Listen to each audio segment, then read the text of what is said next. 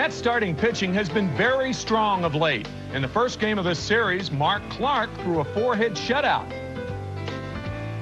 Last night, after a shaky first inning, Jason Isringhausen settled down but received no run support. Today, freshly shaven Paul Wilson looks to make a clean start against the tough Giant hitters. They're all, great hitters, and it's just a matter of just studying them and doing a little bit of your homework and just making the pitches that you want to throw.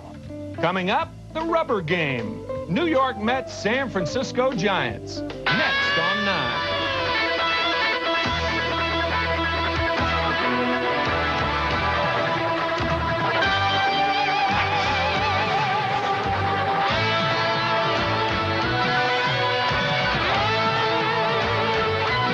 Live from Shea Stadium in Flushing, New York, home of the 1964 World's Fair. Today, the Mets host the San Francisco Giants. Mets Baseball 96 is brought to you by Miller Lite. When you've got the great taste of Miller Lite, life is good.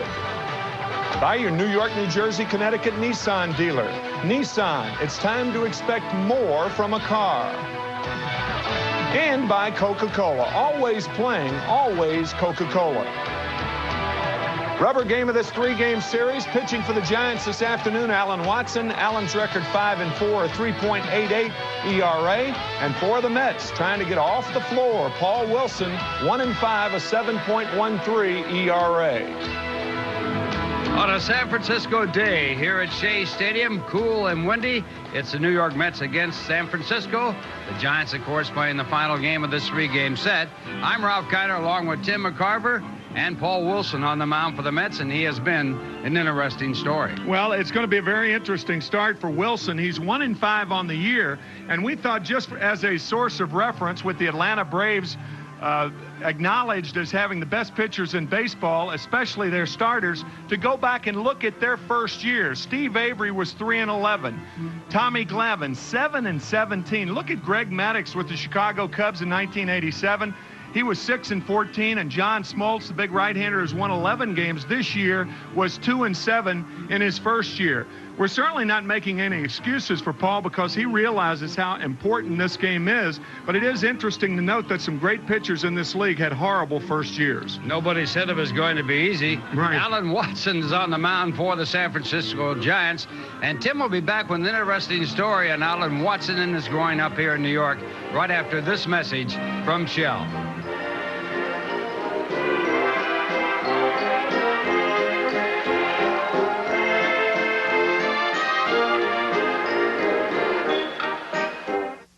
Now that Trivial Pursuit is free at Shell, road trips have certainly gotten interesting. Who wrote A Midsummer Night's Dream? Shakespeare? Get a free Trivial Pursuit minigame at Shell. What bird can swim but not fly? Penguin. Oh, yeah. With 4 games to collect, the fun may never end. What folk legend had a blue ox named Babe? Paul Bunyan? Trivial Pursuit, free at New Jersey Shell Station. One way or another, I'm gonna find you. I'm gonna take you one way or another. I'm gonna win you. I'm gonna get you. If you've avoided paying your New Jersey state taxes, time to come clean. For a limited time only, we're offering tax amnesty. No penalties, no interest, no kidding. For more information, call this number, because sooner or later, we're gonna get you. Take you one way or another.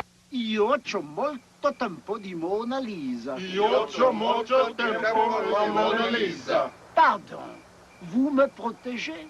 Pardon, vous me protégez? Good. This year's Dream Team is learning a few phrases in other languages to make the visiting teams feel more at home.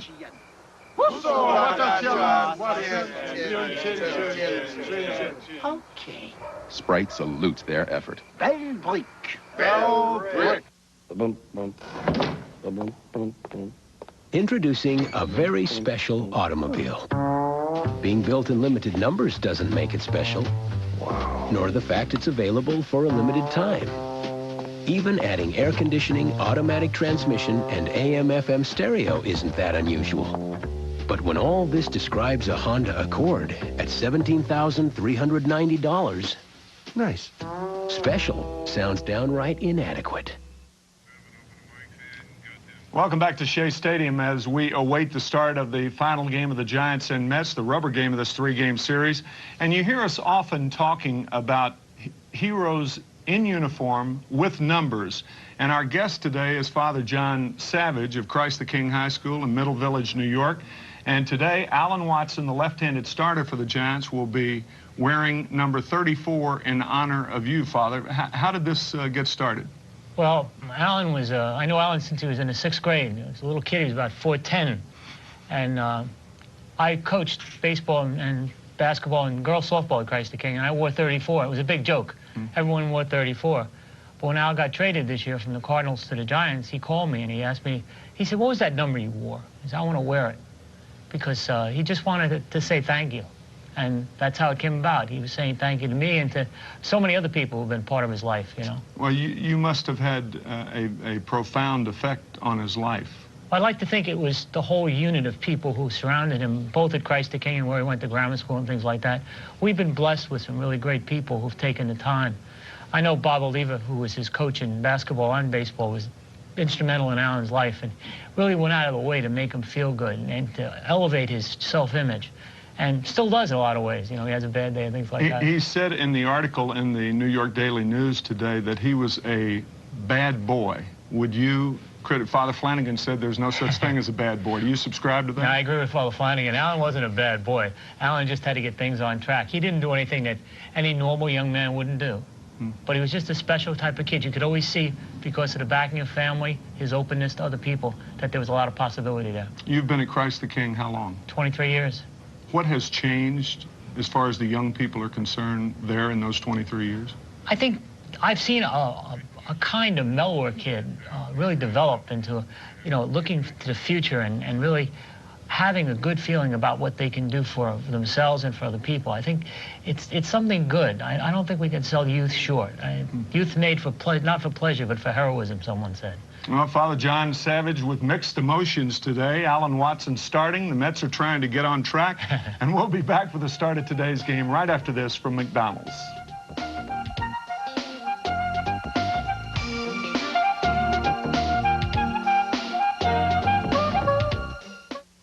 What's big at McDonald's? At my McDonald's, we're big on big. We're talking big value. With an extra value meal, you get big fries and a big drink for a small price. That's big meals, small price.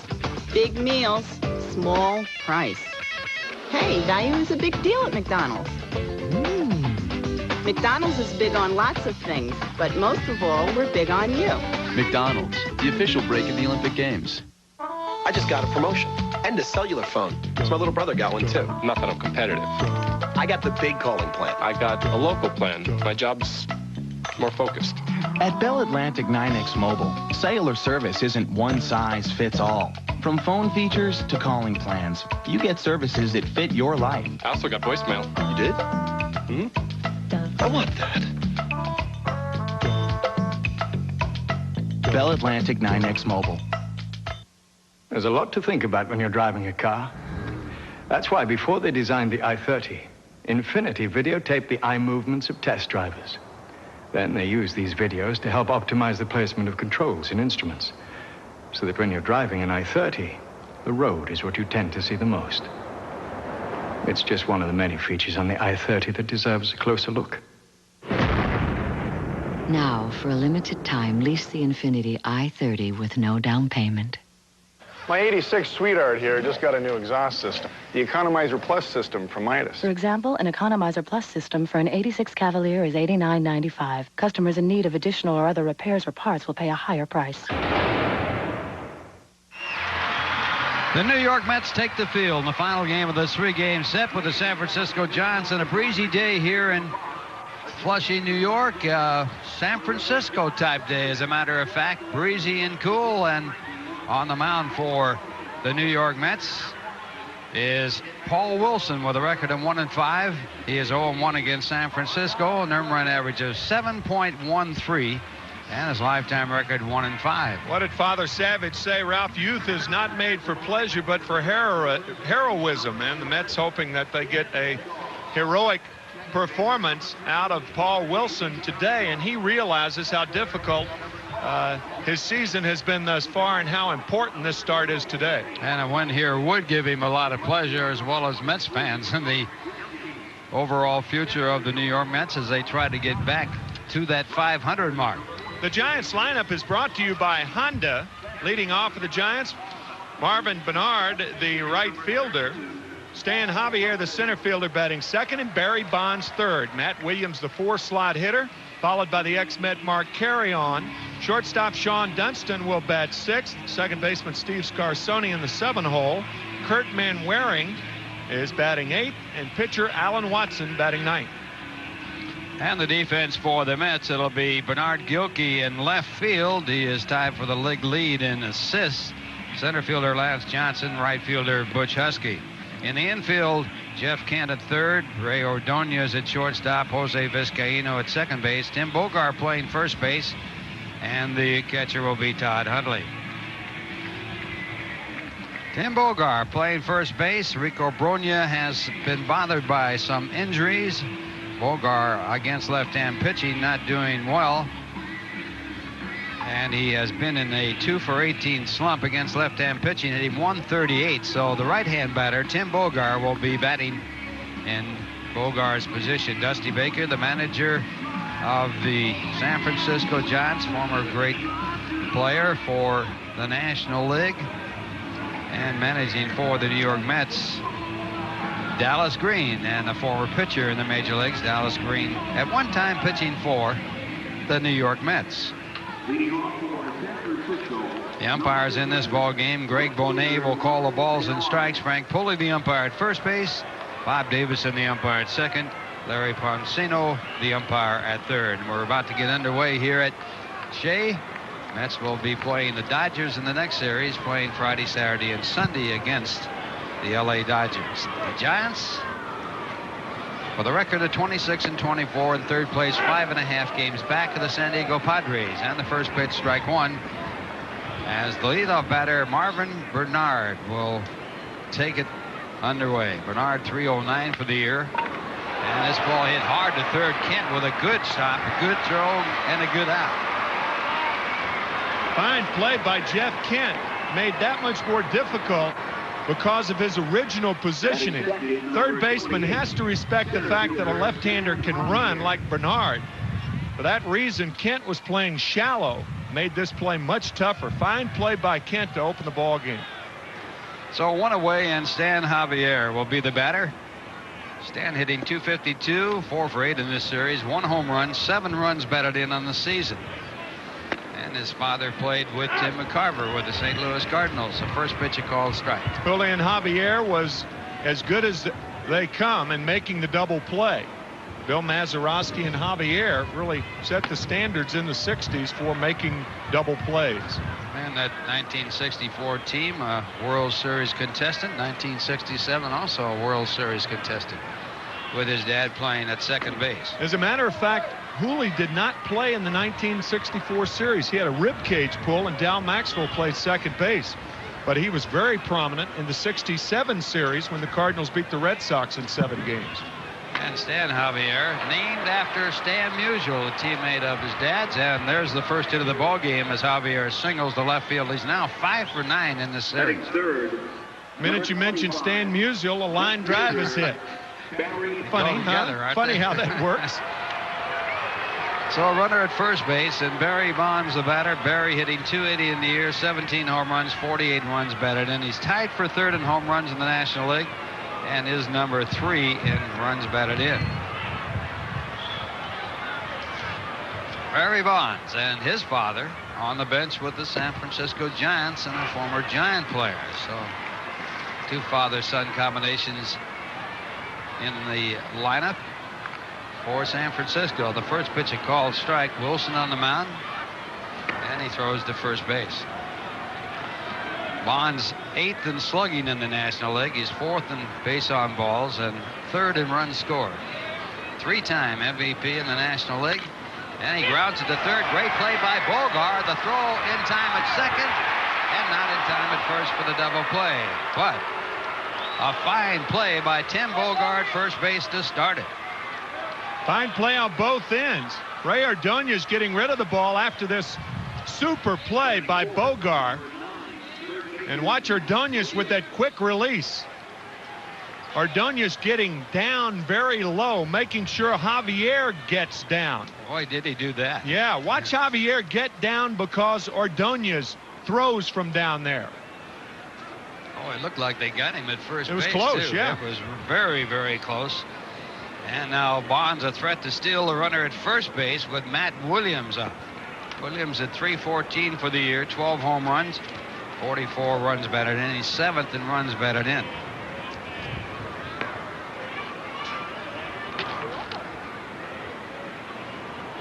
Barry Bonds with 12 stolen bases and 12 attempts. 2 men away, top of the first inning underway here at Shea. Ralph, I think that play by Tim Bogart, and we talk about it so often, how the first base position is made for a left-handed thrower. A guy like Rico Brogna would have turned that double play probably very easily, but for the right-handed throwing Bogart, he had to make a great play to make the play. Yeah, that's a very good point. It is a left-handed thrower's position at first base, although there have been some great fielding first basemen that have been right-handed. One comes to mind very quickly, who was the manager of the Mets, Gil Hodges. Big power. Big power, a good one. Babe Dahlgren of the Yankees. This ball is deep to left field. The wind will blow it in. There's a strong wind blowing back from left field. And under normal circumstances, that ball would have been long gone. Yep. But it turns into an out. And the Mets see the Giants not scoring a run in the top half of the first. Here's a word from your local Chevy Geo dealer. So we take the new Blazer and get away from it all. Now, the funny thing is, everything we're getting away from, we take with us. How can a four-wheel drive that costs so little hold this much? Chevy Blazer's only $329 a month with no down payment. And it's got the works. Air, automatic, anti-lock brakes. Plus, only Blazer has a driver control system. All the easier to get to the nearest video store. So for $329 a month and zero down, I get the mountains and Wharfmongers Part 2.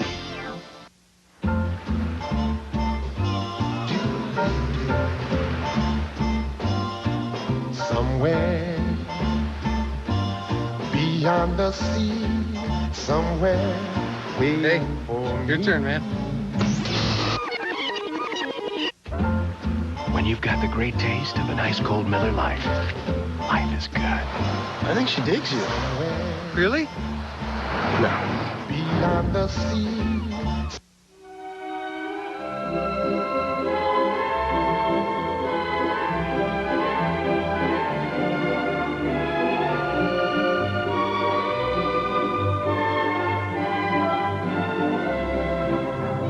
Maybe it's time for a luxury sedan a few more people can turn to. Toyota Avalon. We've just lowered the cost of living it up.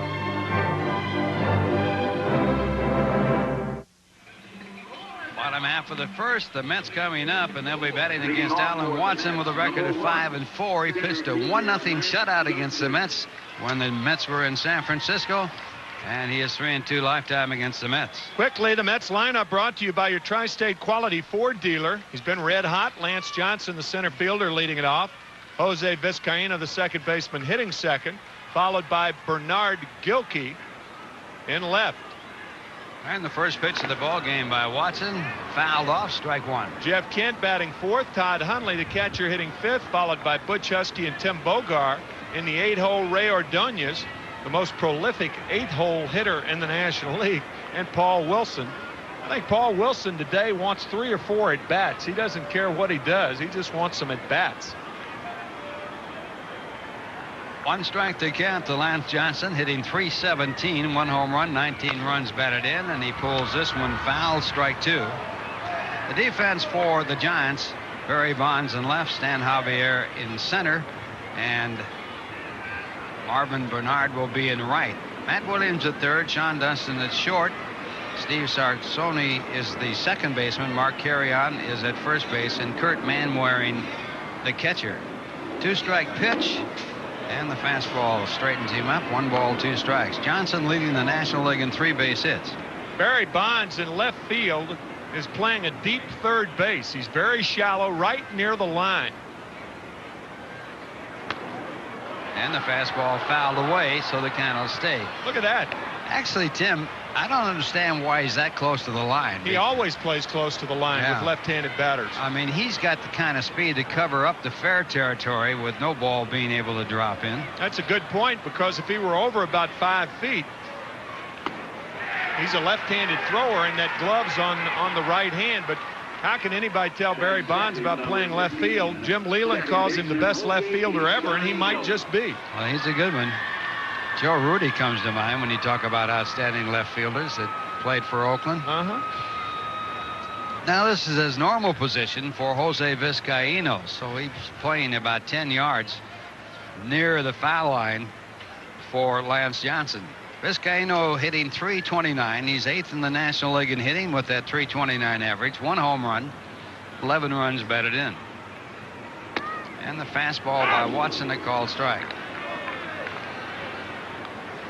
Watson, probably more than any other left-hander in the National League, will come inside the right-handed batters. He's a lot like Terry Mulholland of the Philadelphia Phillies. Mulholland likes that slot inside the right-handers. Watson, with that shutout against the Mets, won 8 innings in a combined shutout. Gave up just 3 hits to the Mets, walked 2, struck out 5. That was back on May 19th in San Francisco. And the fastball high. 2 balls, 1 strike. Watson has given up 12 home runs. The Giant pitching staff, #1 in giving up home runs. Home runs allowed, 71 they have given up. Chopper out to short. Dunston with that great arm guns him out, 2 men away. Dunston with one of the best arms that has ever hit the scene, the shortstop now for the Giants. He signed originally with the Cubs. Was drafted ahead of Dwight Gooden. And Whitey Herzog said, why shouldn't he have been drafted ahead of Dwight Gooden? He has a better arm than Gooden. So 2 men out, and Bernard Gilkey the batter. Bernard hitting .306, leads the club in home runs with 13 and runs batted in with 46. And he takes on the inside corner, called strike. Gilkey tied for 4th in runs batted in, tied for 7th in home runs, tied for 8th in total bases, and tied for 6th in extra base hits. He's having an outstanding year with the Mets. And that pitch is called a ball. Check with the first base umpire, Frank Pulley, on the swing. He did not swing. 1 ball, 1 strike. I'm not too sure the Mets realizing that they were getting as good a ball player as they got in Bernard Gilkey. Last year he had 17 home runs. He already has 13 this year. He has done everything. He's run the bases well. His defense has been superb. And look at the consistency.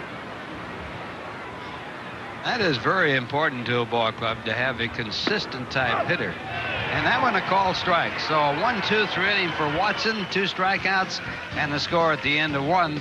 The Giants nothing, the Mets nothing, and here's a word from your Tri-State Ford dealer.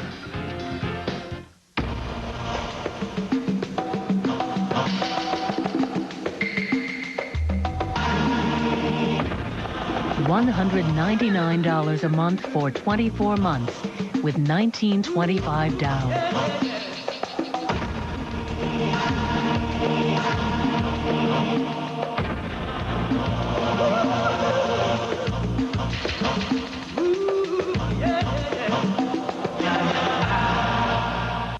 Oh, well, we had a storm. We had a real bad storm. I heard the roar.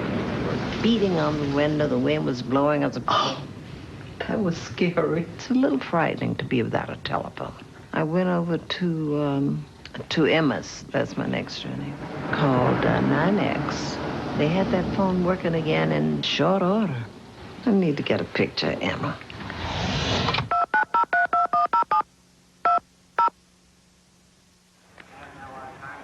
Hey, kids, don't miss Pizza Hut Bat Day on Sunday, June the 9th.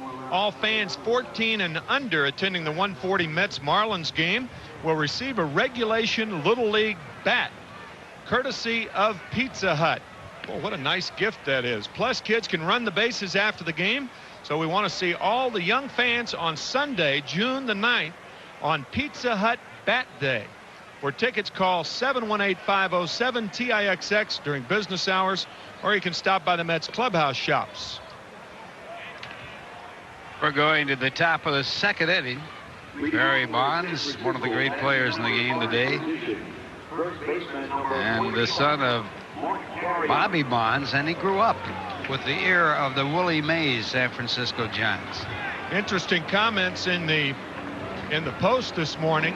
An article written by Tom Keegan, a very good article, talking about Sean Dunston and his remarks about Barry Bonds. We'll try to go over them.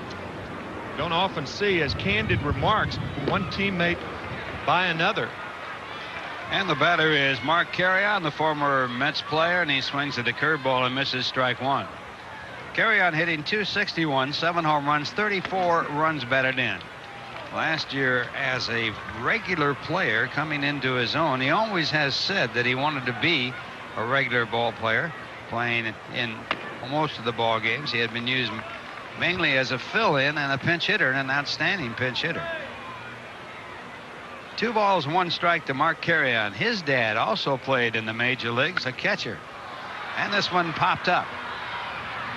Ordonez fighting that wind, and he has lost it, and it's picked up by Vizcaíno. That wind took that ball about 30 to 40 feet away from Ordonez, and that ball started out in the shortstop position.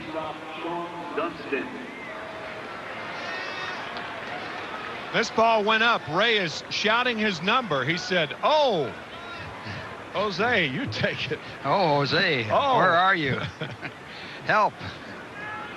So a Candlestick Park Day, or 3-con Day, if you want to call it, with the new name, and the first pitch to Sean Dunston taken for a called strike.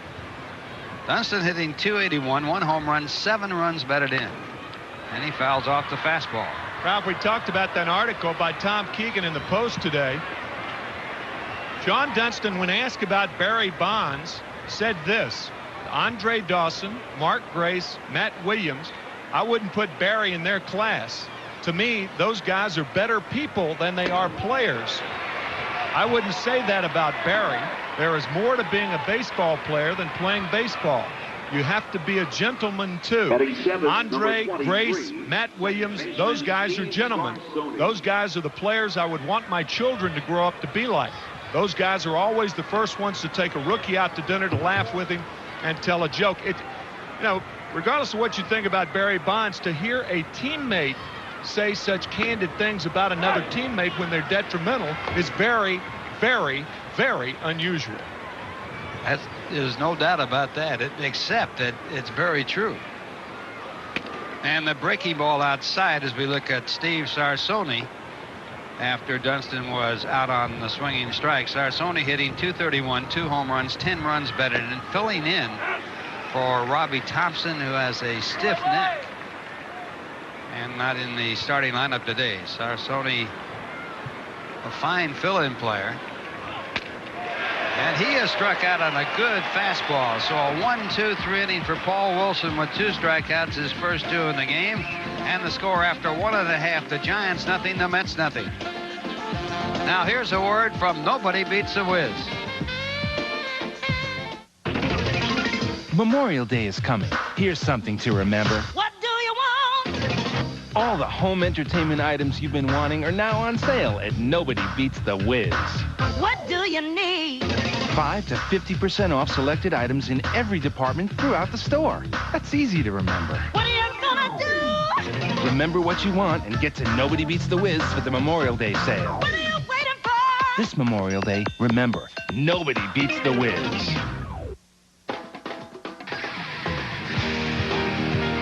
This is it, where brand new Miller beer begins. Where the hops grow that give new Miller beer its flavor. Because new Miller beer is brewed a totally new way, straight from the heart of the hops, for flavor unlike any other beer.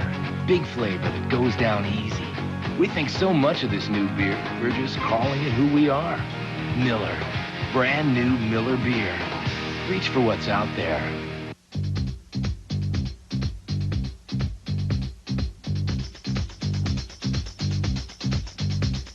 Love is in the air, everywhere I look around. This spring, Love isn't only in the air, it's also on the ground. Lease the Maxima GXE with automatic transmission for 0 down and $299 a month for 38 months. Love is in the air. The Maxima from Nissan. Love is in the air. A terrorist group takes an entire police precinct hostage. We could have a bloodbath on our hands. And only one cop can stop them, the Sentinel. Wednesday at 8 on UPN 9. To give you an idea of how objective Sean Dunston was in his remarks about Barry Bonds, he also said that nobody gives Barry the credit for being as intelligent as he is. He is a very, very smart player. Willie Mays, Bobby Bonds, Dusty Baker all had great things to say about Barry, but nobody was as objective as a teammate as Sean Dunston was. And now Jeff Campbell lead it off for the Mets. He takes the first pitch for ball one. Kent hitting .263. He has 5 home runs, 22 runs batted in. Batting cleanup in this ballgame. And Alan Watson back with a fastball, a broken bat blooper into shallow left center, and it'll drop in for a base hit. So Kent gets the first hit for the Mets and loses a bat.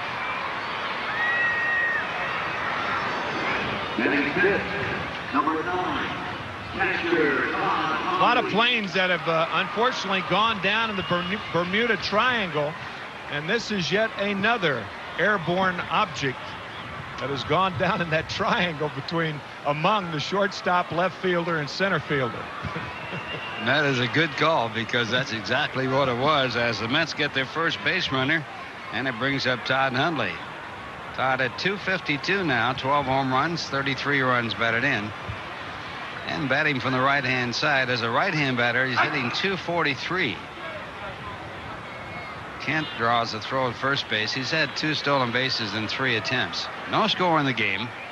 Mets batting in their half of the second inning. And a strike call as Watson gets his first pitch in the strike zone to Huntley.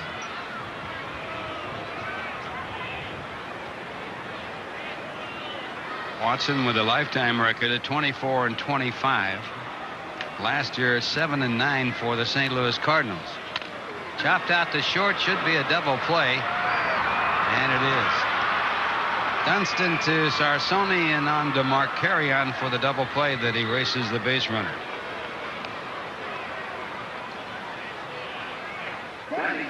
Number 42. Not only is it hit hard enough, but look at the hop Dunston has to handle. That is an in-room dining double play right there. The old Hollywood hop. Perfect for the movies. And now the batter will be Butch Husky. Husky at .252, 3 home runs, 12 runs batted in. And this ball hit deep to right field. The wind might help it, but it won't. Back to make the play is Marvin Bernard, and that retires the side. 1 hit, the double play, no one left, and the score at the end of 2, the Giants nothing, the Mets nothing. And here's a word from Miller Brewing.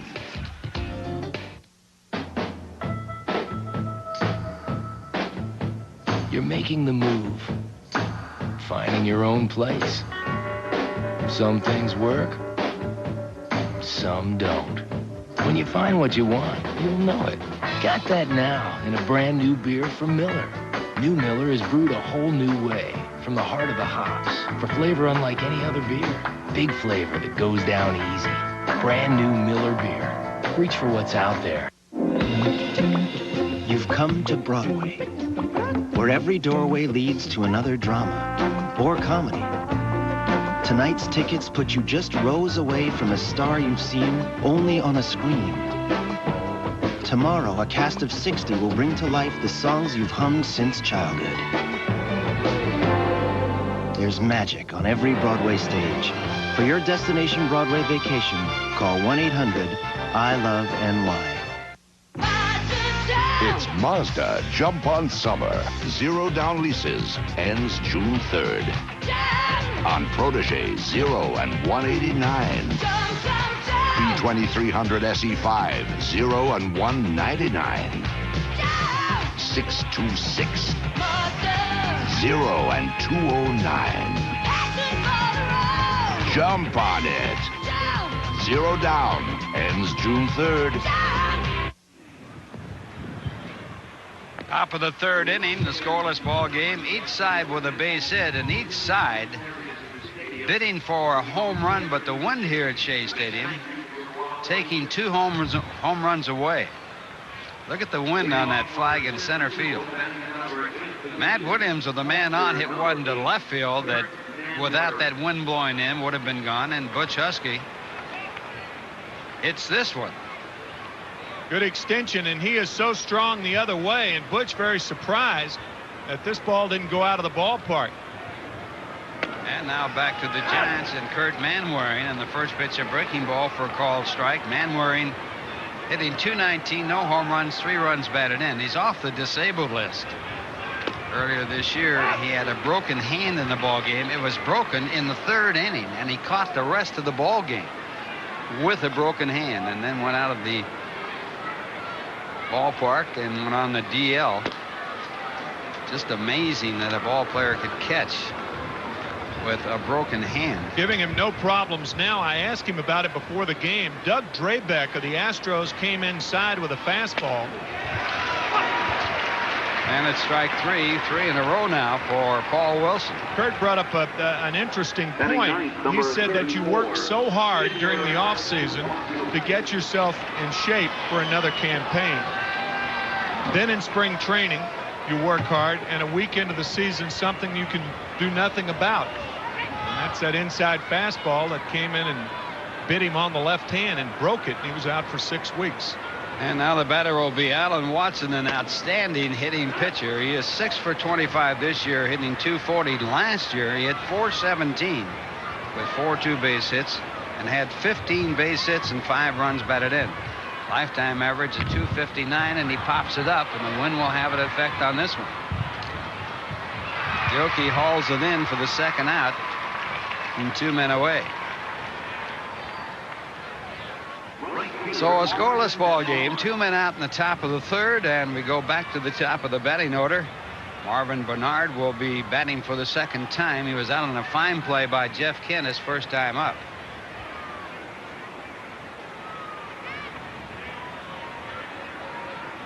Bernard, one of 6 Nicaraguans to play in the major leagues. The first was Dennis Martinez. He grew up in Southern California. He moved to Southern California when he was 12 years old, but born in Nicaragua. Graduated from Bell High School in L.A. and originally selected by San Francisco in the 50th round of the June 1992 draft.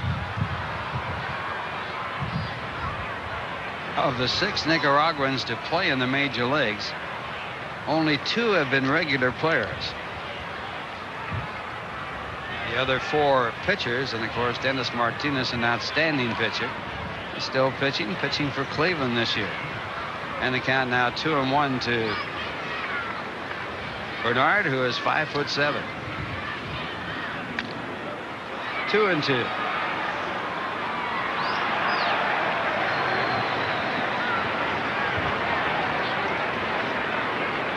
Bernard hit .382 in 13 games for San Francisco last year, his first appearance in the major leagues, and now a full count at 3-2.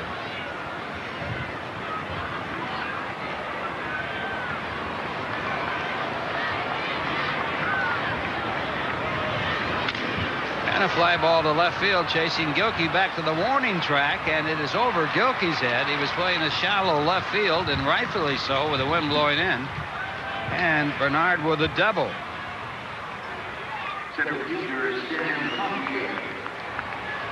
Bernard didn't hit that ball real high, so I don't think the wind really had an effect like it did on Matt Williams' ball in the first inning. Williams had a lot of loft on the ball that he hit, but not so this ball. What a great shot that is. That was the shortstop Ray Ordonez. And you're right, Gilkey should have been shallow because of the wind, but unfortunately it didn't have enough hang time for the wind to affect it. Second hit for the Giants in this game, a runner in scoring position with 2 men out, and Stan Javier, the batter. And Stan had a base hit his first time up. Single to left field for his 5th hit in 9 at-bats in this series.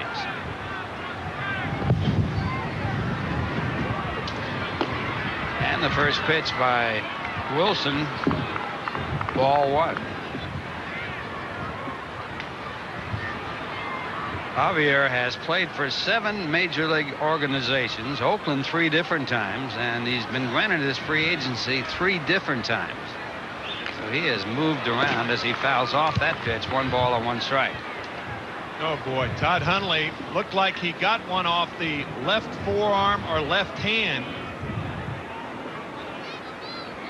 Now that left hand is exposed from the base of the thumb. I guess you could say the heel of the hand is exposed, and it looked like Todd may have gotten a foul tip off the bat of Javier on that left hand. It hit the back of the hand, Todd breaking the bone on his right hand last year. Kind of skittered up the left forearm. And the guys wonder why catchers don't hit for high averages, and that's really one of the reasons. Too beaten up. And the 1-1 pitch is fouled back. Again, the fastball, it's 1 ball and 2 strikes. You could see how, with that one-handed catching, Todd Hundley's father, Randy, the first to do that, but you can see how catchers handle that glove with that hand out, the heel of the hand exposed, almost like a first baseman's mitt. 2-2. Ironically, Johnny Bench has been credited as being the first of the catchers to catch one-handed because of the make of the glove and the way it's designed, but it was Randy Hundley. Yeah, Randy did it first. He did it first.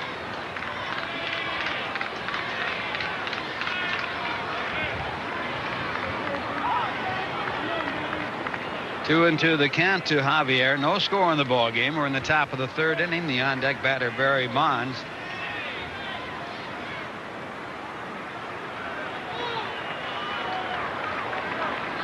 And Paul Wilson back with a 2-2 pitch, and it is low and inside. A good play by Hundley to keep it from being a wild pitch, and it almost hit Javier.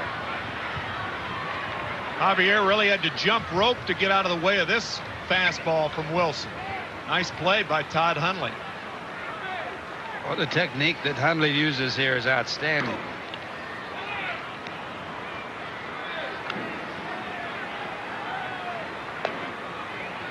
When Hundley joined the ball club, he was a skinny little kid, but now big and strong. So good job by Hundley to keep the runner at second. Now he hurt his right hand, so he's had a foul tip on his left forearm, and now his right hand's bothered him. 3-2. Big man to get here with Bonds on deck, although Bonds has been in a slump. And it is strike 3 on the swing. So Wilson will face Bonds with nobody on. No runs. The score at the end, the 2.5. The Giants nothing, the Mets nothing. And here's a word from your local Honda dealer. There are some people who believe a well-equipped Honda Passport LX might be out of their range. But now that you can lease one with an automatic transmission and 4-wheel drive for only $249 a month, it makes the Passport perfect for wherever that range may be. Lease a 96 Passport LX for only $249 a month for 30 months and a $2,000 down payment. Only from your Honda dealer.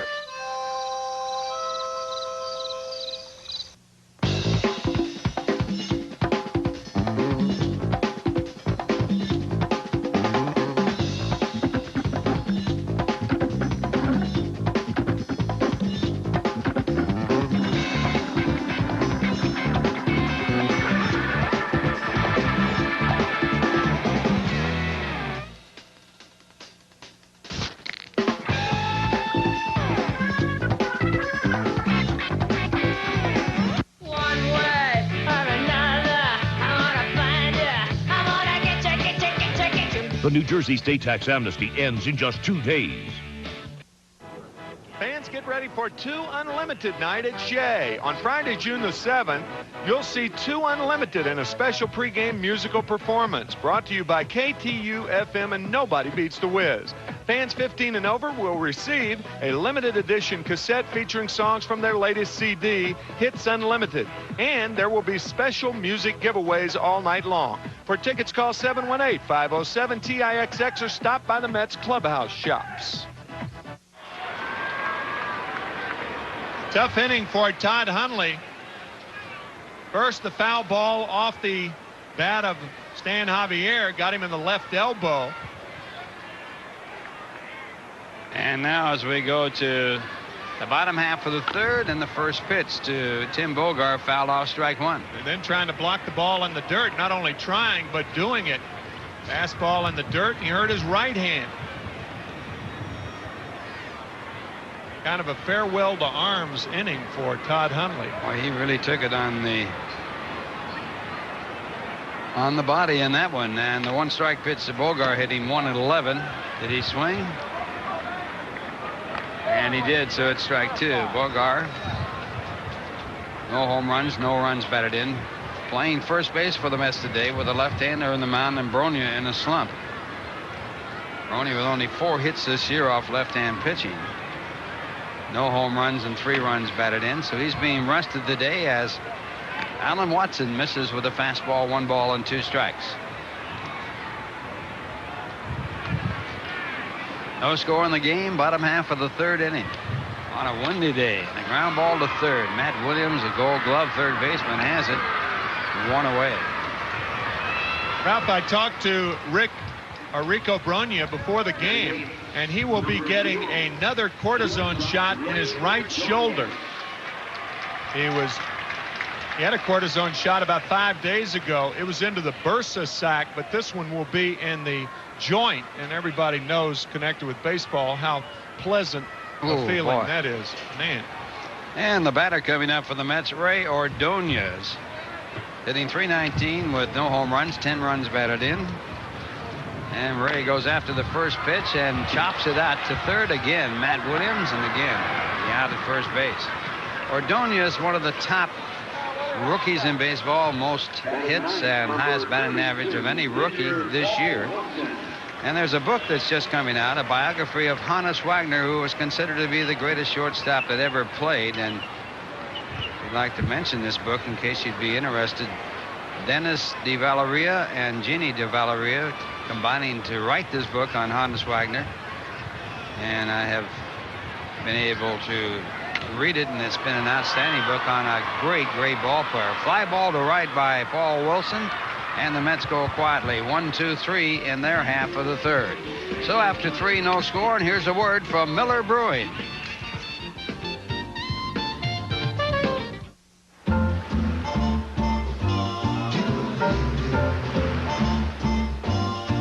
Somewhere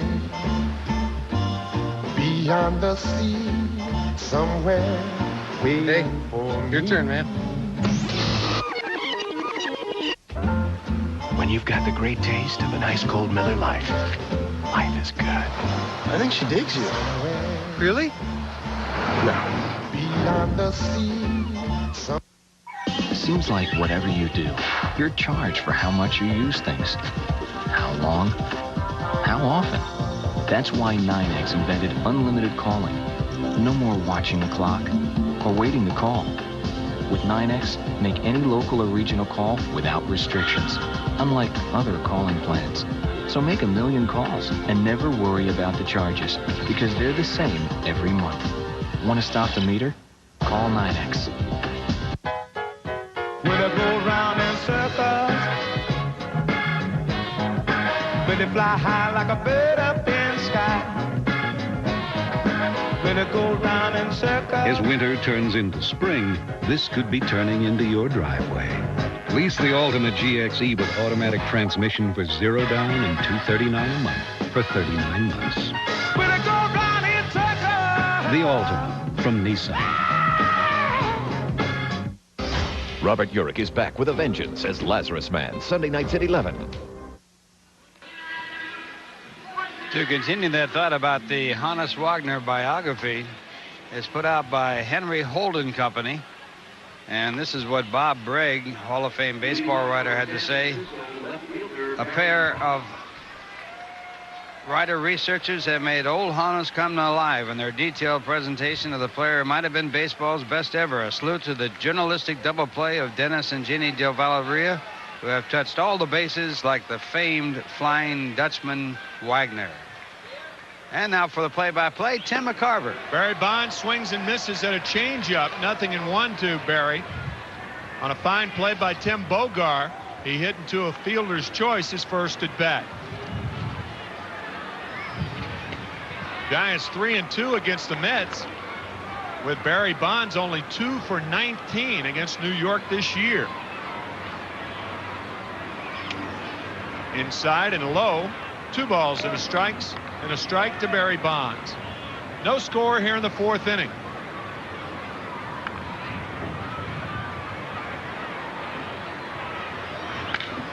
Drill to right center field. At least 2 bases. And Lance Johnson hurries it back into the infield. So Barry Bonds with a hit to lead off the 4th inning. A rocket to right center.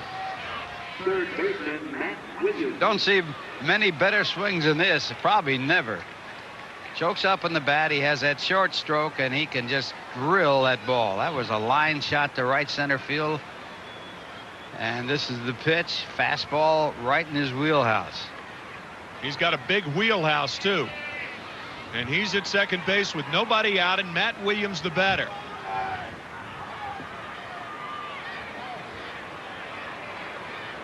Williams flied to left his first at bat, and the breaking ball in there, strike 1. And when you talk about Barry Bonds, you think of other great performers who have made the statement that all they owe the public is a great performance. Frank Sinatra has made that statement, as a matter of fact. Barry Bonds, certainly the chairman of the board as far as players are concerned. Breaking ball outside, 1-1. Obviously, in this day and age, as far as baseball is concerned, baseball looking for players to promote, stars to promote for the younger players. Seems to me that a great performance is not enough. That's just my opinion. I agree with you. I think it's behooving ball players and other people that are in the celebrity status to give a little more than that, because this world needs good leaders that present good presence. Talked earlier about the remarks made in the Tom Keegan column in the Post today by Sean Dunston about teammate Barry Bonds. 2 balls and a strike to Matt Williams. Nobody out. Bonds at second. Good breaking ball from Wilson, 2-2. Well, you could see Matt Williams really set for the fastball there, and then fooled completely when the ball broke and broke down away from him. Here's a look at this pitch, and Williams starts his swing thinking fastball and then missing curveball.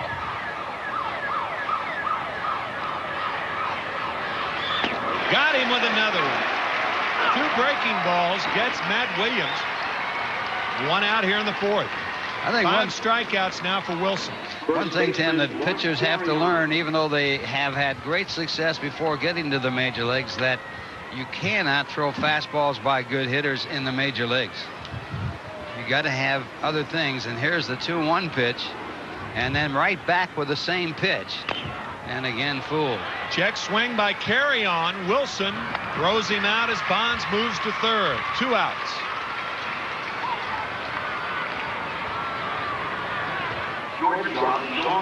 If you're going to throw that fastball by a major league hitter, and especially a good major league hitter, you have to set it up with something else. And that pitch certainly was set up by the curveball that preceded the curveball that struck out Williams. Pitching's like a good recipe. You don't want too much oregano, too much pepper, a little bit here, a little bit there. It tastes just right. And a lot of garlic. A lot of garlic. Here's Sean Dunston.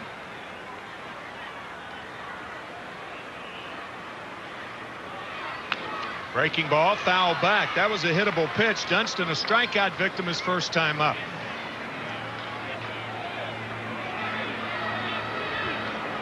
Ten years with the Chicago Cubs and now with the San Francisco Giants. And he's about on the pace of past years as far as walking.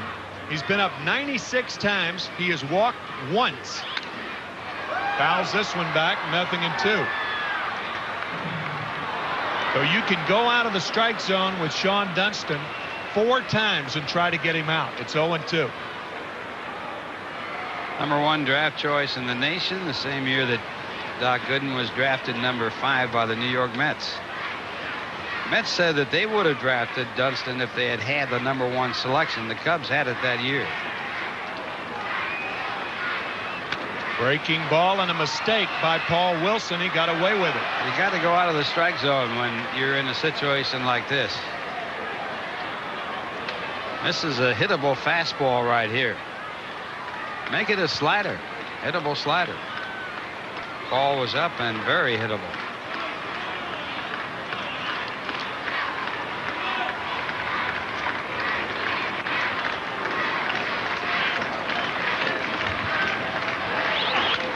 Line to short, and Ordonez is there. Our pitchers just simply don't get it where they want it all the time. Still no score. We're back after this from Nobody Beats the Wiz. Nobody Beats the Wiz and Mitsubishi announced the biggest sporting event of 1996. The TV Toss. That's right. Now you can toss your little TV and get a Mitsubishi Big Screen, Big Tube, or VCR. Pay nothing down, no interest accrued, and make absolutely no monthly payments for 15 months. And nobody beats the Wiz Total Entertainment Center.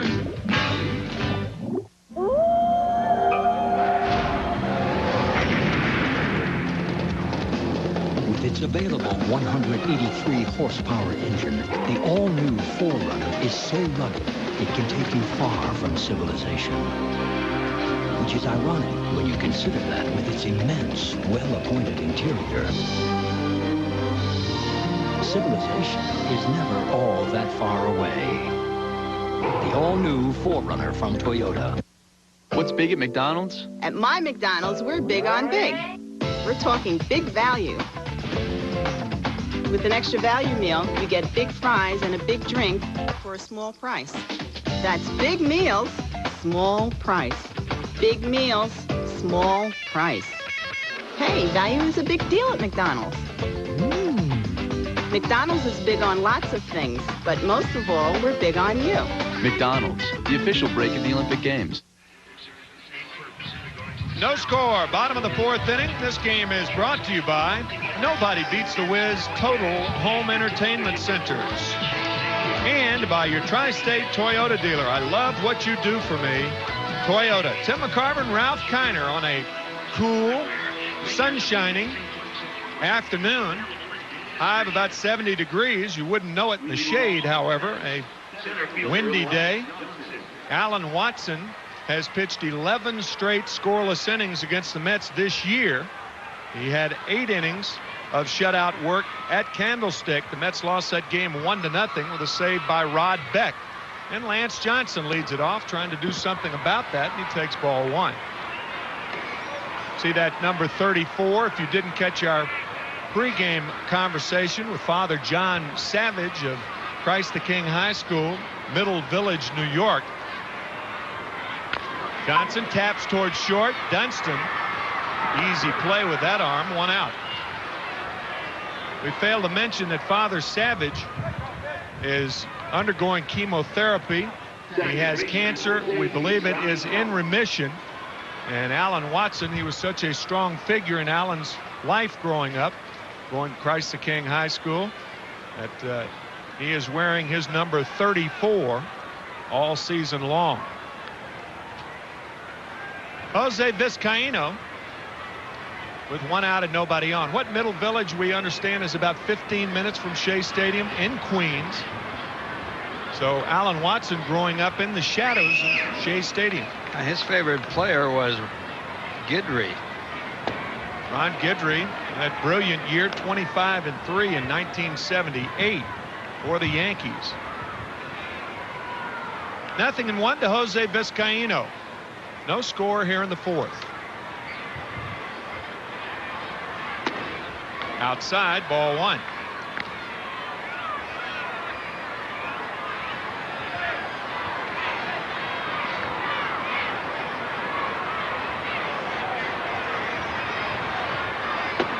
Low, ball 2. 2 balls and a strike. Watson has walked no one.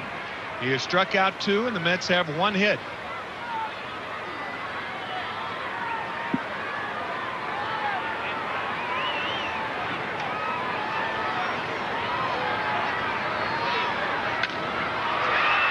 Fastball hit to right field. Over is Bernard to make the play.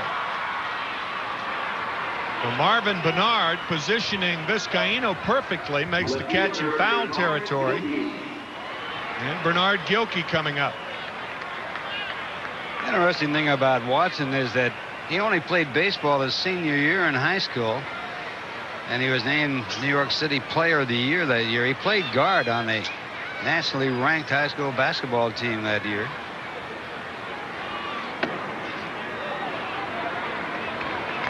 Inside with a slider. Gilkey struck out his first time up.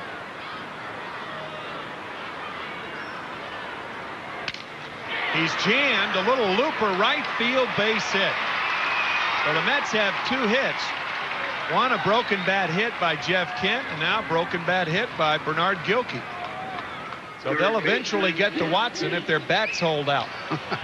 Gonna have to order some more.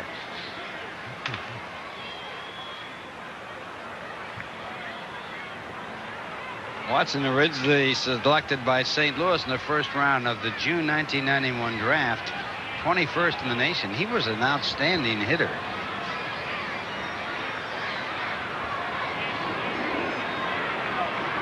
Jeff Kent, we mentioned, had a broken bat hit to lead off the second inning. No score here in the fourth. And the changeup from Watson, swing and a miss. 0-1 to Jeff Kent.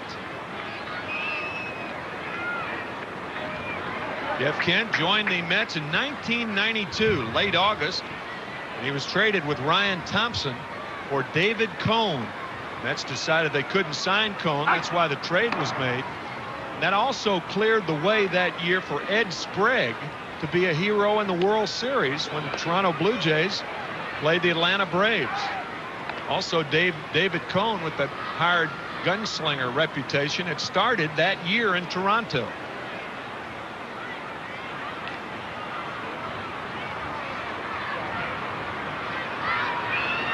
Kent was a third baseman with Toronto, but when he came to the Mets, they needed a second baseman. And he was primarily a second baseman until this year when Vizcaíno moved from short to second to clear the way for Ray Ordonez. 0-1 to Jeff Kent. Grounder towards short. Dunston, an easy play, and the Mets go quietly in the fourth inning. No score after 4. We're back after this from Mobil Oil. When cars raced at an awesome 5 miles per hour, Mobil Oil was there. When a race car broke 100, Mobil was in it. Mobil was in the winner of the first race across America. And since then, Mobil has been in more Indy 500 winners than any other oil in the history of Indy. So if you think that all oils are alike, think about something. At Mobil, we've been changing oil for over 125 years.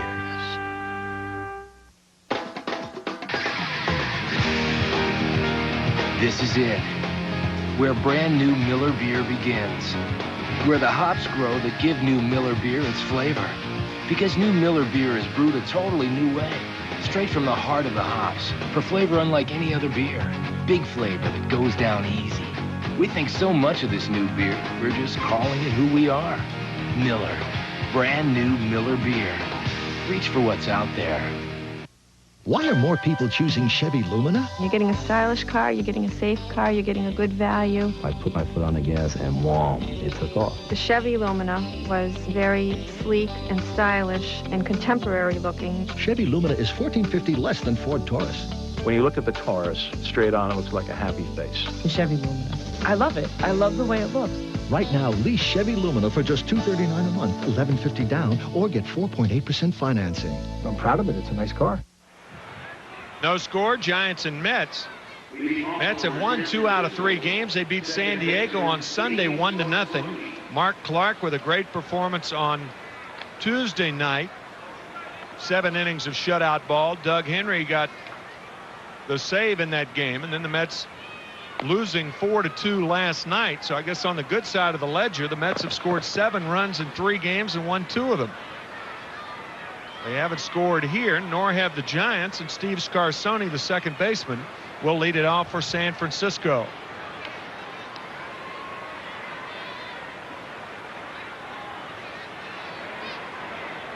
Dodgers come to town tomorrow night. We'll be on the air at 7:30. Ramon Martinez against Bobby Jones as Scarsoni swings and misses.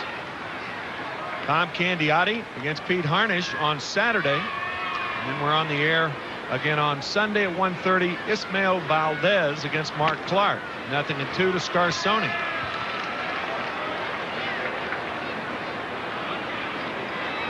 Scarsoni was instrumental in winning the ball game for the Giants against the Cubs with a squeeze bunt put on by manager Dusty Baker. And amazingly, Tim, as you look at the strikeout, that's only the 3rd time that Dusty Baker has used the squeeze bunt in his managerial career with the Giants. Sort of like Davey Johnson. Davey didn't like that squeeze bunt. Davey now down in Baltimore. Both managers very selective in their use of the squeeze. Kurt Manwaring pops up the first pitch, a slider, huddling near the dugout, and he's waved off by Bogart.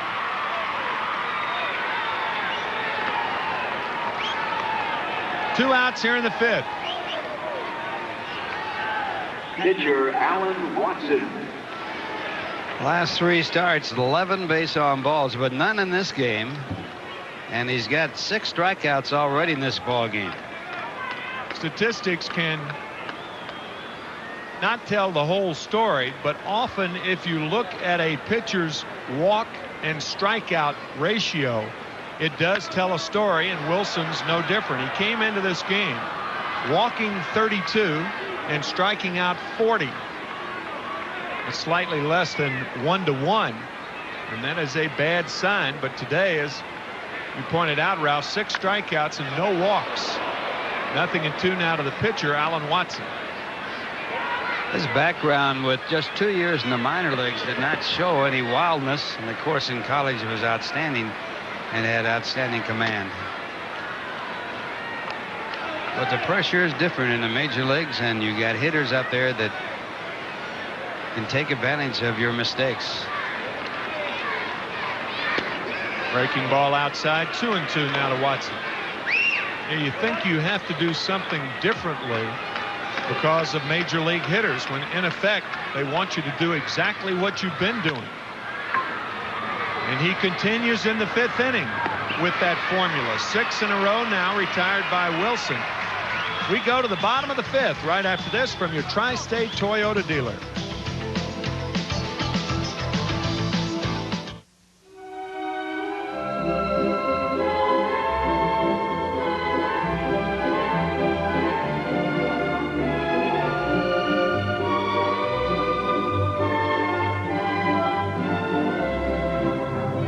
Maybe it's time for a luxury sedan a few more people can turn to. Toyota Avalon. We've just lowered the cost of living it up. Boxing isn't just some game. You better believe it takes guts to enter the ring. Budweiser, the undefeated, undisputed king of beers, and boxing sponsorship and closed circuit. Bud just says, bring 'em on. Let's get ready to rumble! Live from Caesar's Palace, Chavez versus De La Hoya, Friday, June 7th. This Bud's for you. Now that Trivial Pursuit is free at Shell, road trips have certainly gotten interesting. Who wrote A Midsummer Night's Dream? Shakespeare? Get a free Trivial Pursuit minigame at Shell. What bird can swim but not fly? Penguin? Oh, yeah. With 4 games to collect, the fun may never end. What folk legend had a blue ox named Babe? Paul Bunyan? Trivial Pursuit, free at New Jersey Shell Station. Get a megabyte of fun. Yeehaw. With the coolest program around. Yeah. Yeah. Step by step, all week long. Weekdays at 6 on UPN 9. This is the longest in his career, his short career, mind you, that Paul Wilson has started the game with 5 shutout innings as Ralph Kiner comes back in for the play-by-play. So Paul off to a good start as the ball game is tied up at 0. Checking out our National League scoreboard and other games of bobtail schedule. The Dodgers against the Phillies. And our Toyota American League schedule. The Indians against the Brewers. Detroit against the White Sox. And Boston against Seattle. So an abbreviated schedule for today's action here on the 30th of May. Todd Hundley will lead it off. Todd grounded into a double play his first time up. Alan Watson on the mound for the Giants. And the first pitch to Hundley, ball 1. Watson has been on top of his game. He has allowed 2 broken bat base hits, and he has struck out 2. They both came in the first inning. And that pitch is strike, 1 ball, 1 strike. Watson made his major league debut for the St. Louis Cardinals in 1993, and he won his first 6 decisions. Then he promptly lost his next 7, and this ball to deep short. The great arm won't get it.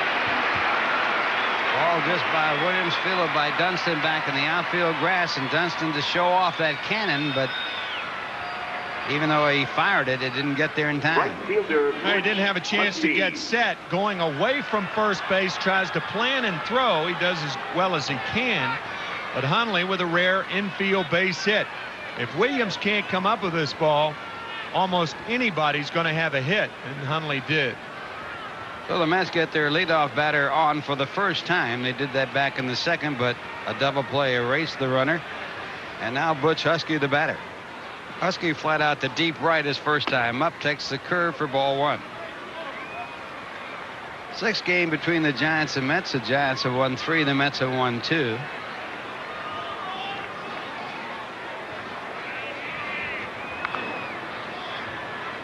Husky checking out to see whether or not he's bunting this spot. It's not likely. Giants are not looking for it. Nah, not with Tim Bogar on deck and Ray Ordonez in the hold. How can somebody with a name like Husky bunt? Doesn't go together, does it? Another throw over to first base as Hundley is being held. Tied with no stolen bases in 1 attempt. Tie ball game, bottom half of the 5th inning. Huskies average at 250.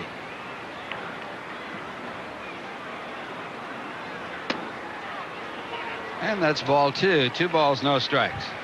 Ideal hitting situation right here.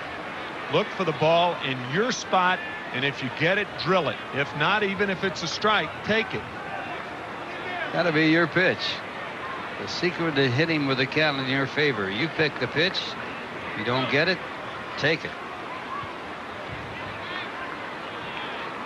Only a short lead at first. And he's running a delayed steal now. The runner caught in the rundown. The throw to Dunston for the tag, and that will erase the base runner. That evidently was a hit and run play on a 2-0 count. Husky looked like he was trying to do something with the bat to put it on the ball, and the pitch way out of the strike zone. Everything the Mets have done offensively has backfired. It's got to be a hit and run play. We've talked about it. We don't agree on that 2-0, 3-1 count. There are a lot of managers who do it, however. But Husky doesn't swing, and Hundley is left out to dry. So the base runner erased, and the pitch is taken for ball 4. So a 4-pitch walk to Butch Husky. And the Mets again have a base runner, but this time with 1 man out. Yeah, instead of first and second and nobody out, the Mets with a man on first and 1 out. That'll bring up Tim Bogart.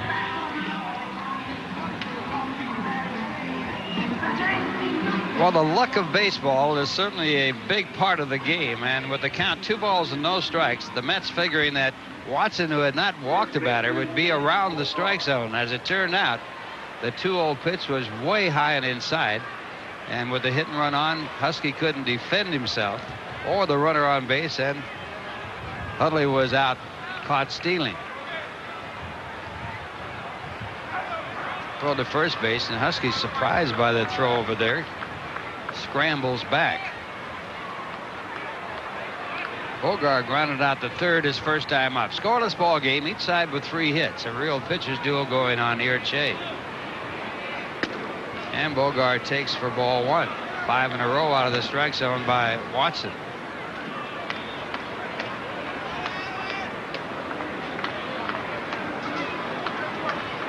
Now's the time to hit and run with a guy like Bogart instead of a guy like Husky. And another throw over to first to hold Husky close. Bogart with no home runs, not a power hitter. And the Mets would figure again that Watson will be around the strike zone. Sometimes, however, if it doesn't work the first time, managers are reluctant to put it on the second time. But if it is good strategy, you got to stay with it. And the fastball swung on a miss, 1 ball and 1 strike. One of the things about the hit and run play, it has to be put in play by the batter, and you have to pick a batter who can put it in play. Bogart that type.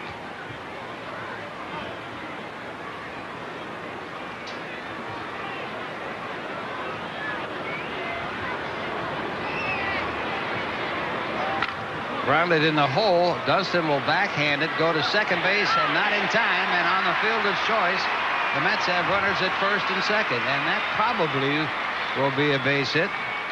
Has to be, really. And the Mets now have runners at first and second with 1 away. It's got to be a hit because Dunston's only play is to second base. Does all he can do, and Husky is safe on the play.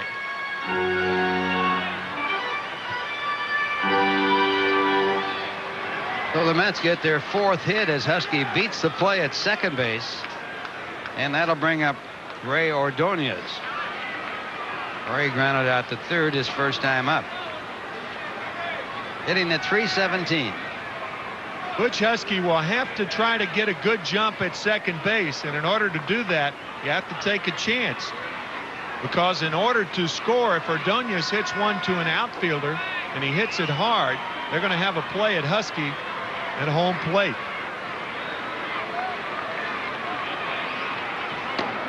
Ordonez with runners in scoring position, hitting .379, and he takes ball 1.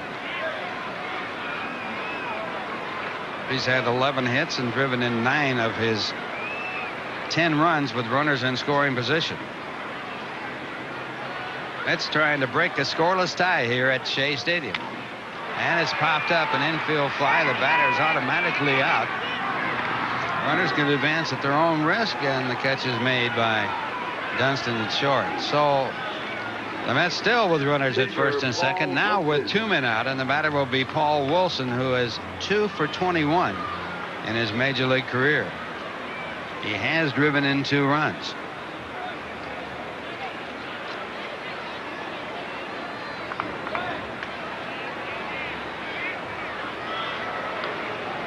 Mets with their first runner in scoring position in this ball game, and there with a pitcher up and 2 men out here in the 4th inning. Make that the 5th inning.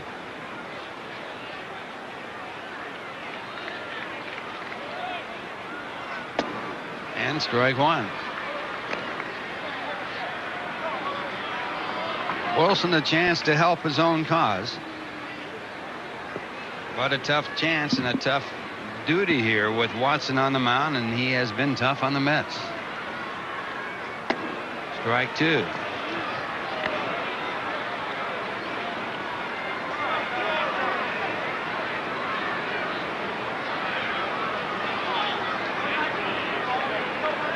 Outfield very shallow for the Giants. It'll take a lot of running by Husky to score on a base hit, but that won't happen as Wilson has struck out on 3 pitches, and that retires the side. The score at the end of 5. The Mets nothing, the Giants nothing. And here's a word from the United States Postal Service. On Saturdays, your customers can receive 2-day packages from FedEx. Cost? An extra $10. On Saturdays, your customers can receive 2 to 3 day priority mail packages from the U.S. Postal Service. Cost $3, and there's no extra charge. On Saturdays, your customers cannot receive 2-day packages from UPS. Sorry. So, what's your priority? Priority mail from the U.S. Postal Service. We're a bank. We're careful with money. We have 30 branches. 200 cash machines. A lot of telecommunications. So 9X made sure we did it right. The people were helpful. They were creative. Fiscally sound. They're helping us grow. Not with bricks and mortar. With virtual banking. Virtual branches. Out there where people want us. When people want us. You can bank without going to the bank. 9X knows our business. They know where banking's headed. They know that money does not grow on trees.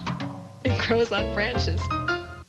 Dodge Viper GTS is the official pace car of this year's Indianapolis 500, which is appropriate since Dodge is also setting the pace on the streets. And right now, Dodge is picking up that pace by offering you a choice of $1,000 cash back or more, or low 1.9% financing on select Dodge cars, which could make Dodge the official pace car of your driveway. See the friendly Dodge dealer near you. Hello! At Mets Baseball Heaven, the New York Mets Adult Fantasy Camp. It's worth it. Every penny. A day of baseball and in the tub. Don't get that on tape. Hi, Mom. You'll take to the field with former Mets players and coaches such as Meon, Jackson, Wine, Flynn, Stearns, Zachary, Howard, and many more. It's a 7-day season created just for you. For more information, call 1-800-898-METS. That's 1-800-898-METS for Mets Baseball Heaven. Top of the 6th and the top of the batting order for the Giants. It'll be Marvin Bernard, I should say, as the leadoff batter for the Giants. Marvin 1 for 2 in this ball game. A double over the head of Gilkey in left field his last time up, and the 1-strike pitch topped out the second. Vizcaíno will have to hurry. He does, and he gets the runner at first. Hey, Mets fans, this Breaking the Action is brought to you by Budweiser. Now's the time to enjoy that crisp, clean Budweiser taste. This Bud's for you. 1 away, top of the 6th. Paul Wilson on the mound for the Mets. He came in with a record of 1-5. That win against Cincinnati 5-1. He went 8 innings in that ball game and gave up only 3 hits. He's allowed no runs and 3 hits so far in this game as he works to Stan Javier. Wilson's best stint on the mound was against the Cubs in a losing effort back on May 3rd. He went 8 2/3 innings, gave up 4 hits, but the big hit, a home run by Sammy Sosa that bid him the ball game. He pitched the complete game in that game, but on the losing side. Struck out 10 against the Cubs. And this one hit off the hands to the first base side. Bogar at first base makes the play. 2 men away.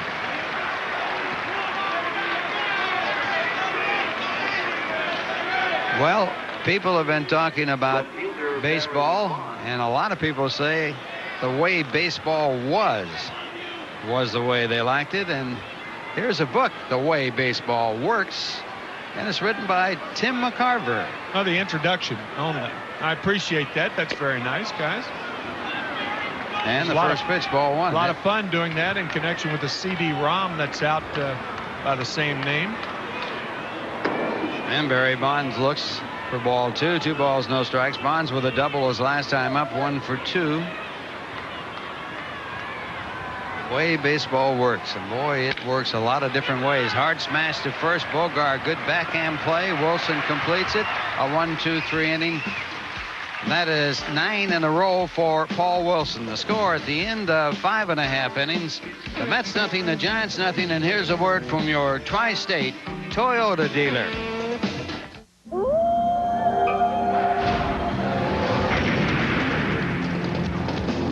With its available 183 horsepower engine, the all-new 4Runner is so rugged it can take you far from civilization.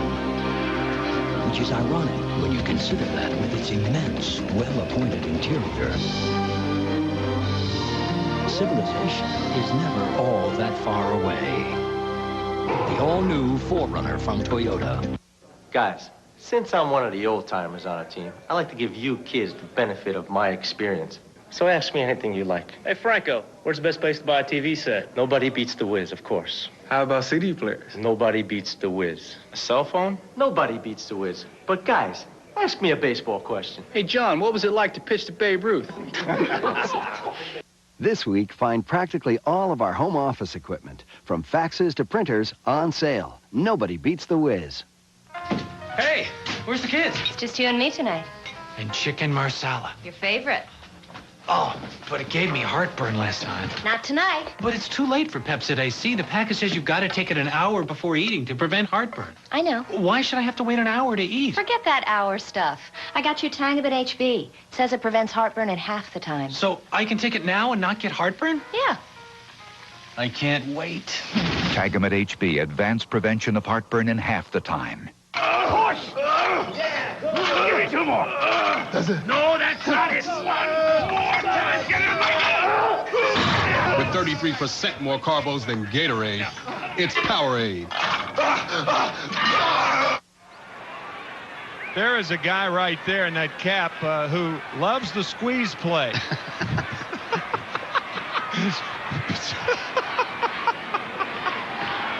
Got to believe that. That's an old-time manager right there who loved the squeeze play.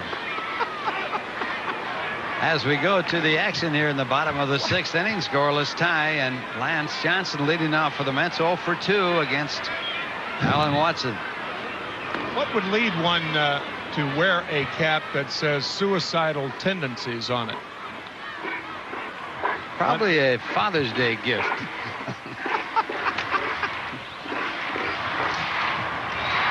The ideal Father's Day gift.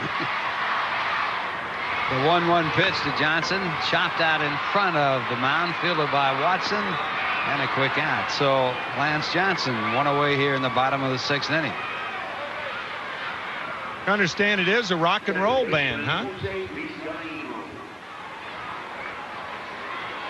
That'll bring up Jose Vizcaíno as Johnson goes back to the bench.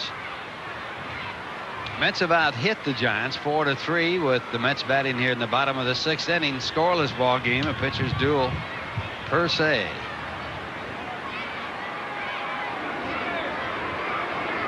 Mets with 2 shutouts in their last 3 ball games. And Vizcaíno goes after the curveball, strike 1. Jose 0 for 2 in the game.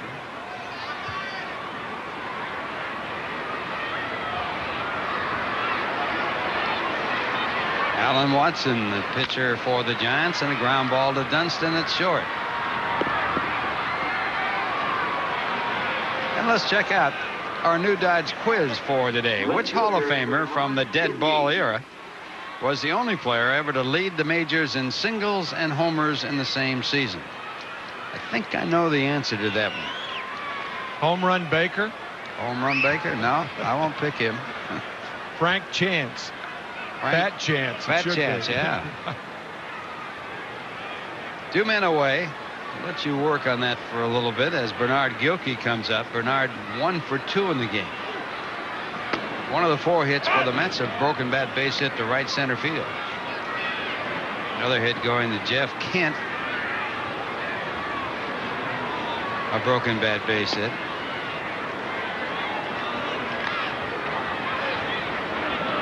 Mets' other 2 hits in this ball game, infield hits, so Watson has been dominant, as has Paul Wilson. Now they count 2-1.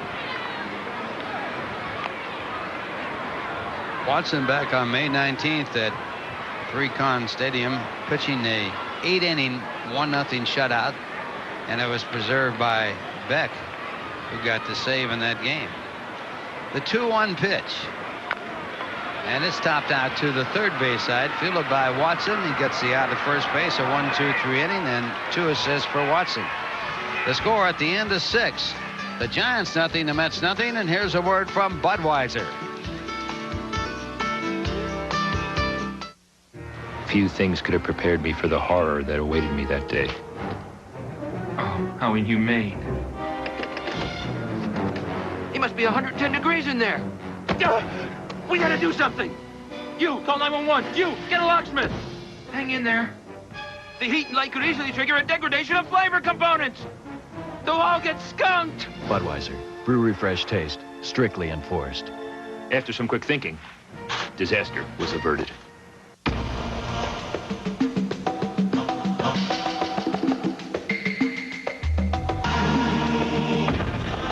$329 a month for 24 months with $29.80 down.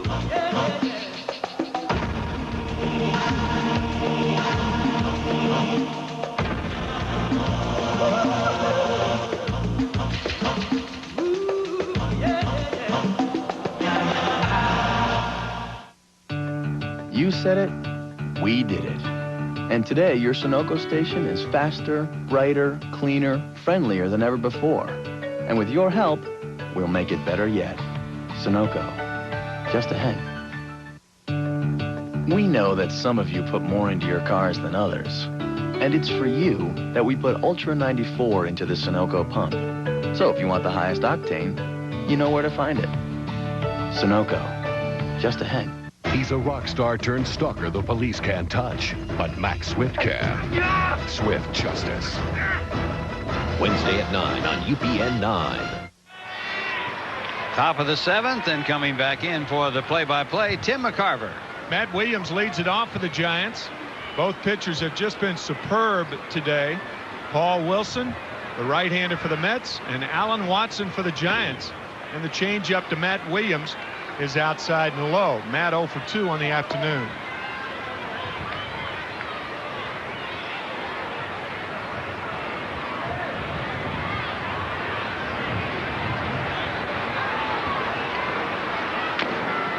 Hit foul, 1-1 to Matt Williams. Williams with 237 lifetime home runs for the Giants. Only Willie Mays with 646, Ott with 511, and McCovey with 469 have hit more home runs for the Giants. Change up, grounded toward third. Kent on the run, throws him out. 10 in a row retired by Paul Wilson. Well, our new Dodge quiz, which Hall of Famer from the dead ball era was the only player ever to lead the majors in singles and homers? You have it, Ralph. I think I have it. Ty Cobb. Ty Cobb?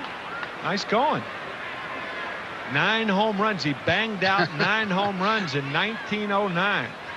Well, he hit with his hands spread apart.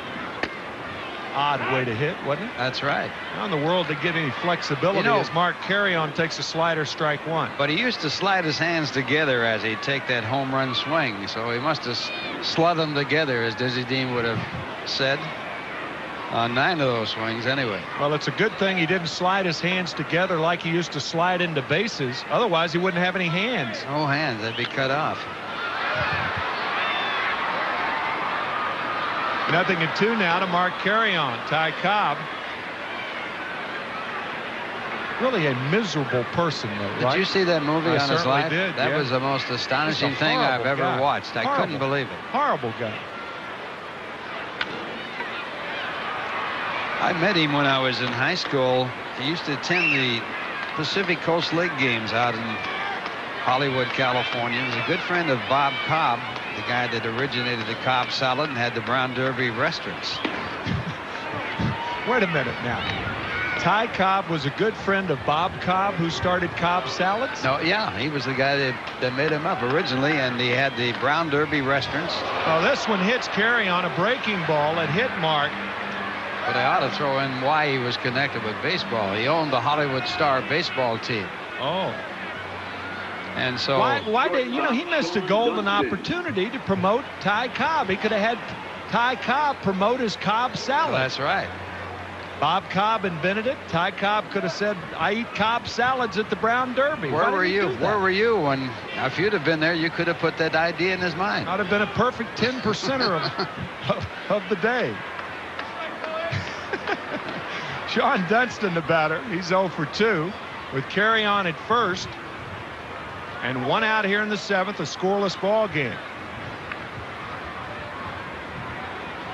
Brown Derby restaurants. They were very famous in the Hollywood area. I know where the original Brown Derby is. They're on Wilshire Boulevard. That's right. That was it. There goes Carry On, and Dunston fouls it back. 0-1 to Sean Dunston. Had one on Hollywood and Vine, right off of the corner of Hollywood and Vine.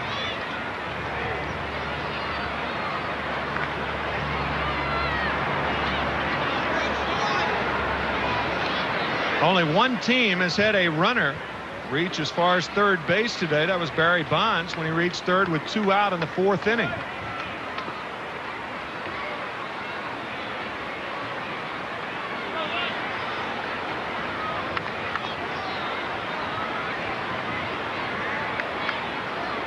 Bob Cobb and Ty Cobb were friends. I can't get over that.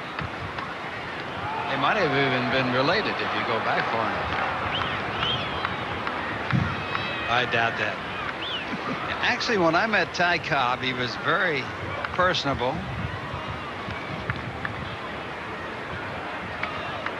Might ask the question, why is he throwing over there then? Well, the hit and run still in order. 0-1 to Dunston. Paul is close to a balk with that move. He is not stepping toward first. It's that wheel move that right-handers used. First guy that I ever saw use that particular move was Don Drysdale. And it was really close to a balk. Not running, and the breaking ball foul back 0-2.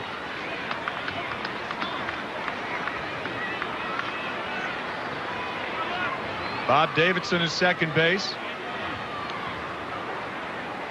Unofficially is probably called more balks than any other umpire in the last 3 years. Balkin' Bob, they call it. He's got to get that right foot off that pitching rubber when he throws the first, the way he's doing it, before he makes the turn. Well, he is awfully close to balking. I wouldn't do that with Davidson out there at second base as the umpire. In order for it to be a good move to first, as far as the umpires are concerned, he must step toward first. Dunston fouls it back, still 0-2 to Sean Dunston. Drysdale, when he made that move over to first base, and he had an excellent move, used to break the front knee. And technically, when you do that, you have to go home. You are deceiving the runner when you don't, but Drysdale had it down to perfection. Balkin' Bob at second. And Dunston pops it up. Could be playable. Hundley near the stands makes the play. 2 outs.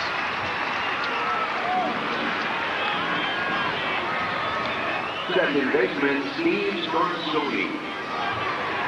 Driving to the ballpark today and thinking of that Broadway play, Fantastics. It was the longest running Broadway play. I think it ran for something like 30 years. And the theme song from that play was Try to Remember. And does that ever apply to Paul Wilson right now? Trying to remember what got him here. And he's doing a pretty good job of remembering this afternoon. 0-1 to Steve Scarsoni. And I guess you could say Wilson had a fantastic year last year, and that got him here. There goes Carry On, and the fastball foul back. 0-2 to Steve Scarsoni. He'd like to have a run as long as that play ran. Fantastic, running 30 years. He'll take half of that, probably. Yeah, he sure would.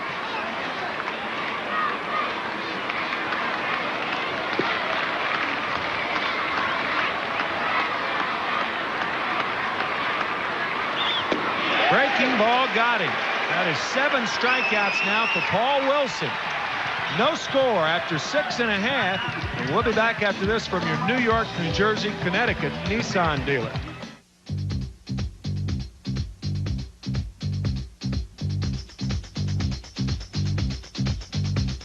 Love is in the air, everywhere I look around. This spring, love isn't only in the air, it's also on the ground. Lease the Maxima GXE with automatic transmission for $0 down and $299 a month for 38 months. Love is in the air. The Maxima from Nissan. Love is in the air. At Michelin, we believe a tire that's just good in the rain isn't good enough. Introducing the Michelin X1 with a 6-year, unlimited mileage tread life warranty. It's the one tire that gives you better wet traction than any rain tire, plus control in any driving condition. After all, it hasn't rained that much in years.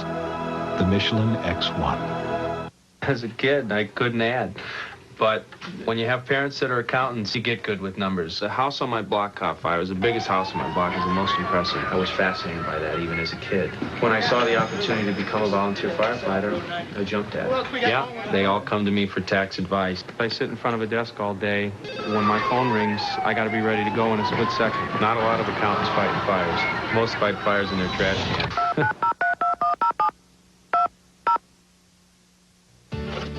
You can just pick up a Napa part and feel the quality. When you look at the price, it feels even better. It's here, Napa's Red, White, and Blue sale, where you'll find quality items like Napa motor oil, only 89 cents a quart. Autolite resistor spark plug, just 69 cents after rebate. And an NBC Viewer's Guide, only $5.99. Or free if you make a purchase of at least $25 with a Napa card. All at Napa's Red, White, and Blue sale. America running. Alan Watson has shut out the Mets. Paul Wilson has shut out the Giants. Remember his last start, he was shelled. San Diego Padres scoring 13 runs to beat the Mets 13-1. And the next morning, he was out with pitching coach Greg Pavlik very early for a day game as Jeff Kent steps up and fouls it back, 0-1. That was for a 140 game, and Paul out with Greg Pavlik at 9:18 a.m. Some of that had to sink in, Ralph. I guess so, because he's pitched a marvelous game here today, and looks like they're working on his rhythm in taking the stride forward with the arm going back. 0-2 to Kent. Sometimes when pitchers, especially young pitchers who throw hard, bearing stuff, sometimes they get out in front. You hear about hitters who stride too far and get out in front and spend their power. Pitchers do the same thing. Tapped foul, still 0-2.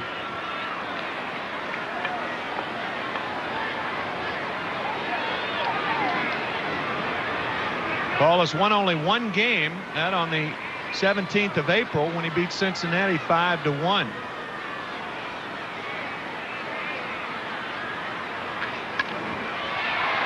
Kent reaching and pokes one to center. Hey, the Mets have not hit a lot of balls hard today. Catcher Todd Hundley. I don't know what this has to do with it, but this copyrighted telecast is authorized under television rights granted by Sterling AA Enterprises LP solely for the entertainment of our audience. Any publication, reproduction, use of the pictures, descriptions, and accounts of this game without the express written consent Sterling AA Enterprises LP is prohibited. Any commercial or other use of the program, such as by charging admission for its showing, likewise prohibited. As Todd Hundley takes a breaking ball inside. Well, it meant for you to give that a hard, fast read, see? Because the Mets have had 2 broken bat base hits and 2 infield hits for their 4 hits in this ball game. 2-0 to Hundley. When you're from Memphis, it's hard to talk fast. You all. Why is that? Why do people from the South talk slower than people from the North? Well, I think it has a lot to do with the climate, because down south it's very hot most of the time and you kind of roll it out. Up north you're always cold because of the cold weather, so you want to get the words out between shattering of your teeth. I think so that's cold probably weather the is answer. responsible. That's it. 2 balls and a strike to Todd Hundley.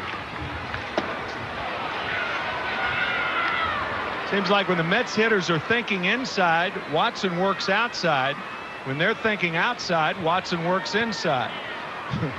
Kind of like that guy thinks.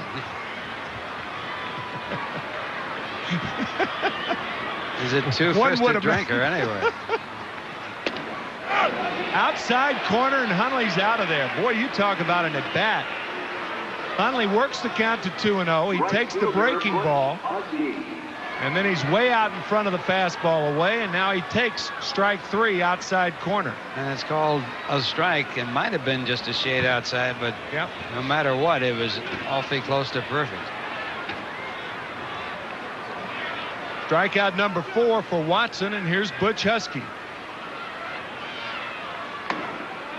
Breaking ball inside. When Husky was up the last time, one of the key plays in this game, Hundley on at first, 2 balls and no strikes to Husky. He took ball 3 as Hundley was hung out to dry. He hammers one to short, and Dunston throws it low, and it's by Carry-On, and Husky will be awarded second base. That ball hit the right ankle of Mark Carry-On, and how can you explain that from Sean Dunston, a guy with a great throwing arm? Well, the Mets get a break on the error. Dunston has all the time in the world. It was well hit. And sometimes when you do that, you don't put enough on the ball, and the ball gets away. You could see him guiding the ball to Carry-On as opposed to throwing it. See an awful lot of errors on the left side of the infield when shortstop and third baseman don't react to a play. When they have to think about it, often they throw it low, and Dunston very upset with himself. He takes his time, sort of lobs it over there, and he has that gun for an arm, and the ball takes that tough hop, hitting Carry-On and bouncing away. So a 2-base error, and the Mets have a pinch runner in the game. And it's Chris Jones, the pinch runner for Butch Husky, as Tim Bogart takes a strike from Watson. So Jones will stay in the game. He'll go into right field. No score here in the 7th. 2 outs and Jones at second.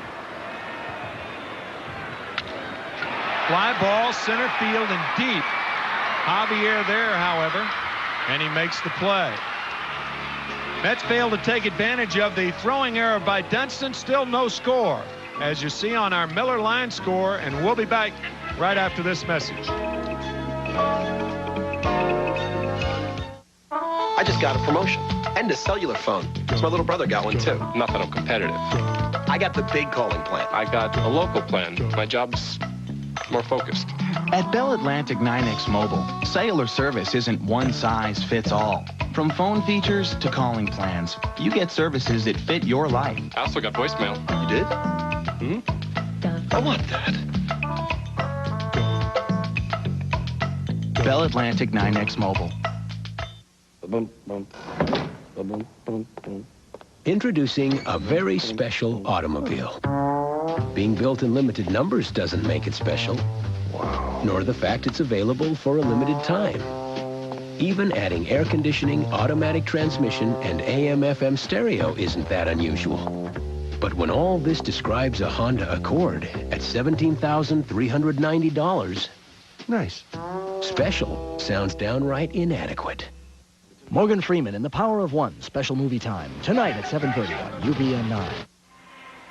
Kids, we want to see you at Shea on Saturday, June 1st for Tropicana Pathmark Shorts Day. All kids 14 and under at the 4:05 Mets-Dodger game will get a pair of Mets shorts from Tropicana and Pathmark. For tickets, call 718-507-TIXX during business hours or stop by the Mets clubhouse shops.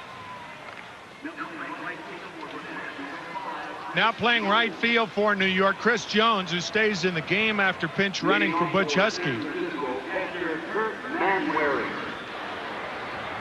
And still a dilemma that we've talked about before.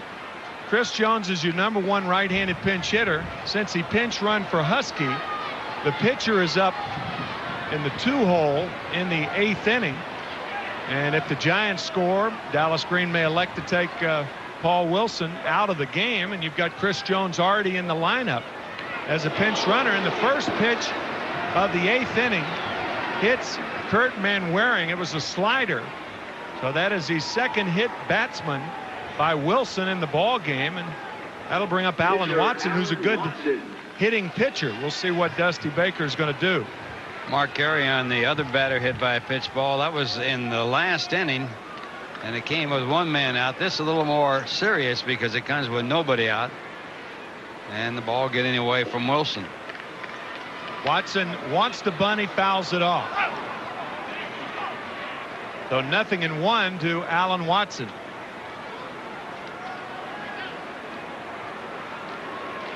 Jeff Kent charging hard then. And Watson's such a good hitter that he could turn the bunt into a hit. And if he hits it on the ground to the left side, anything over there will be a hit. This guy handles the bat better than most pitchers.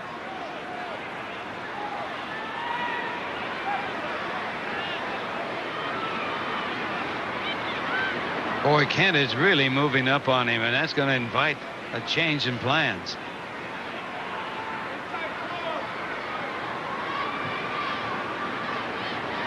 Bunting again, tap toward third, and it's foul again. So 0-2 to Watson.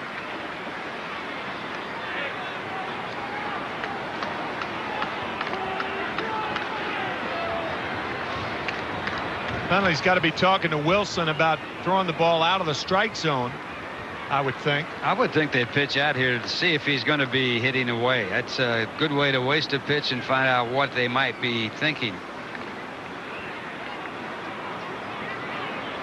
Wendell Kim, he's been out there a long time.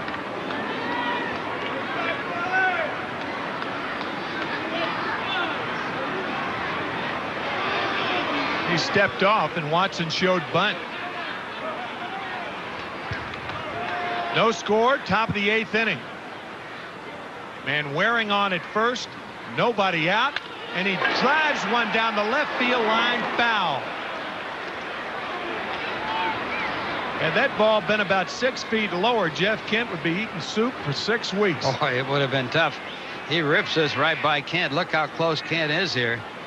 And that's why the pitch out would have been a good thing to find out, because Watson is that good a hitter that he can swing away. Unfortunately for the Mets, that ball curved foul. Kent's still in there.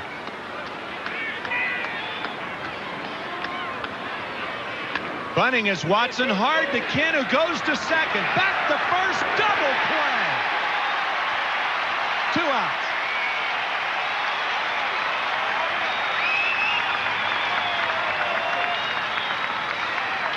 Kent putting the pressure on, and the Giants bunting right into the play as Kent gets it quickly. Good job by Kent. Fine throw to second base. Ordonez takes the throw on to first, and the Mets lose the base runner, and the Giants now have 2 men out with no one on. How many times do you see a 5-6-3 double play? The reason for that, Vizcaíno covers first as the first baseman charges, and the shortstop's responsibility is second base. So Watson fails to get the job done. And Marvin Bernard, the right fielder, who has doubled in 3 trips, steps up. There have been 7 hits in this game, 2 doubles. Not a lot of base runners for either side, and the breaking ball high to Bernard.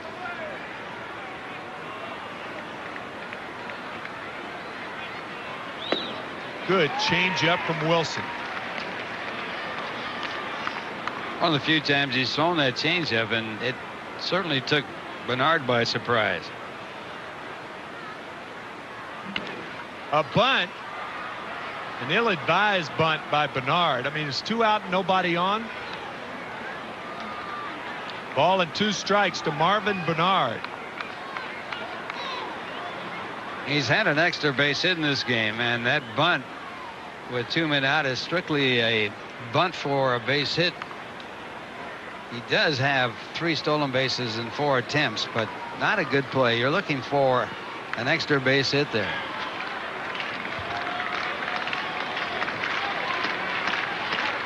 So you can score on 1 hit rather than 2. That's the principle behind that thinking.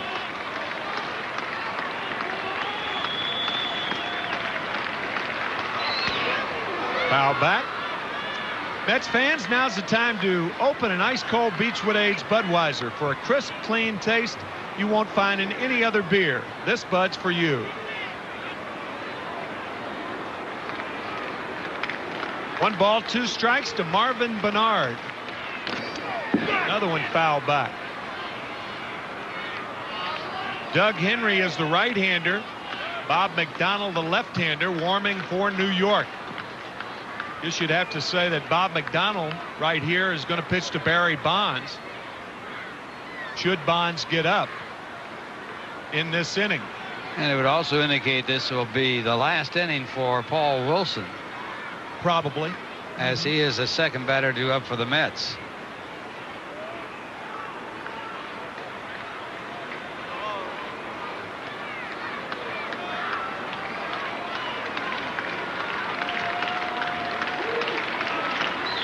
Change up, looped foul. Still a ball and 2 strikes to Marvin Bernard.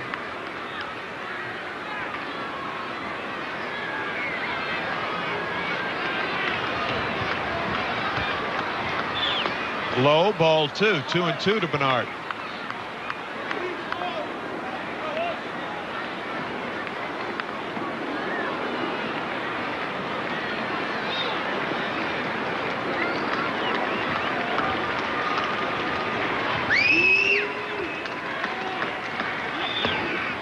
Full count now to Marvin Bernard. The Giants have 3 hits. A double by Bernard in the 3rd after a single by Javier in the 1st, and a leadoff double by Barry Bonds in the 4th inning. Change up, fouled off. Still 3-2 to Bernard. That's a good pitch on a 3-2 count. Off-speed pitch with a better looking fastball in that spot. You don't want to walk Bernard. He's not a home run hitter. You want to make him earn his way on. Give your fielders a chance to make the out.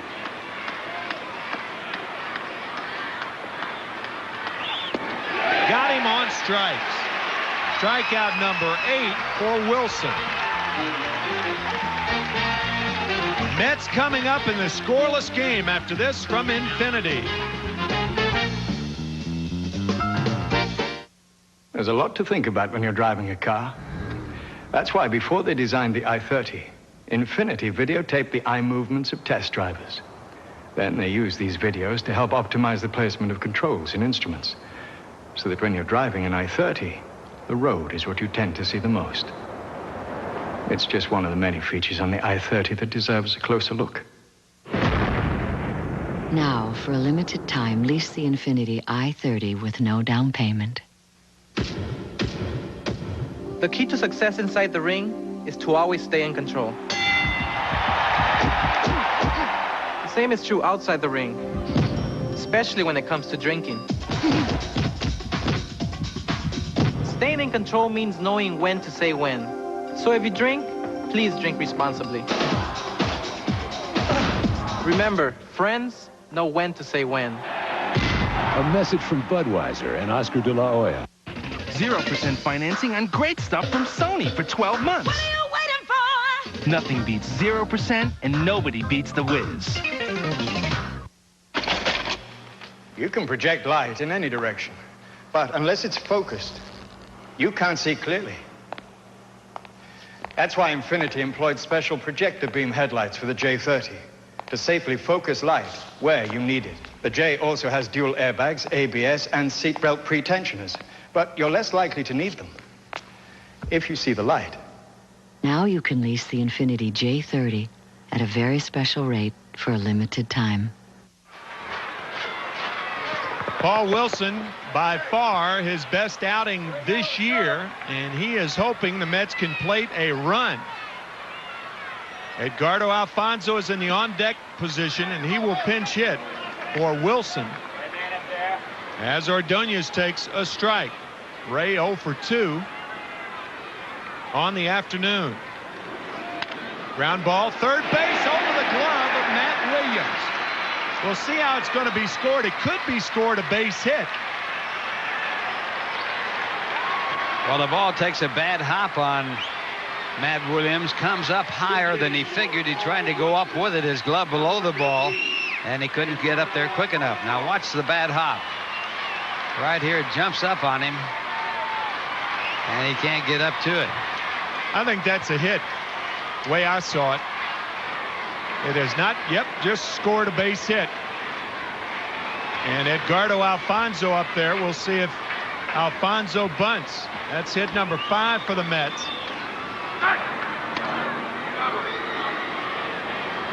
And you might wonder why you wouldn't let your pitcher hit. He's pitching a great ball game and bunt in this spot. But Wilson earlier this year, in fact, the last time he was on the mound, he tried to squeeze bunt and missed the ball entirely. Well, Alfonso doesn't miss it. Sacrifice successful. I think you're going to do that in this situation, because if the count runs to 2 strikes, then Wilson's going to be forced to bunt again. So I think Alfonso, an excellent bunter, I think that's the play right here. Dallas more inclined to take Wilson out anyway and leave it up to his bullpen. There's a lot of psychology involved in that spot, too. He's pitched a brilliant ball game. You'd hate to see him lose it. Yeah, you give him a chance to win. That's right. That's right. So Lance Johnson, who is hitless on the day, is the batter with Ordonez on at second base. And 1 out here in the 8th inning. Low, ball 1. Let's take a look at the National League scoreboard. Only one other game scheduled. Los Angeles at Philadelphia tonight. Our Toyota American League scoreboard. 3 games tonight. Indians at Brewers, Tigers at White Sox, Boston at Seattle. Slider misses to Johnson. 2 balls and no strikes to Lance Johnson.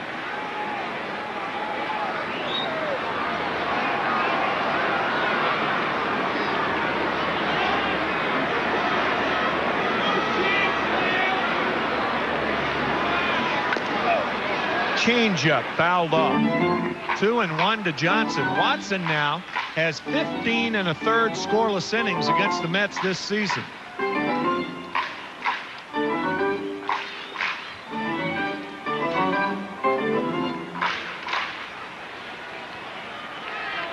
Rich DeLucia, the right-hander. Doug Creek, the left-hander. Ground ball hard to second. Smothered by Scarsoni. And he makes the play as Ordonez moves to third base, and that'll bring up Jose Vizcaino. Second baseman, Jose Vizcaino.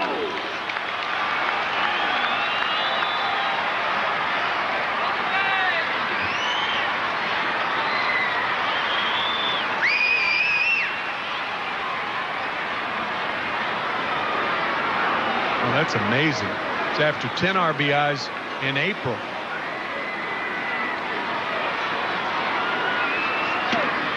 Outside to Vizcaino. 1 ball, no strikes to Jose.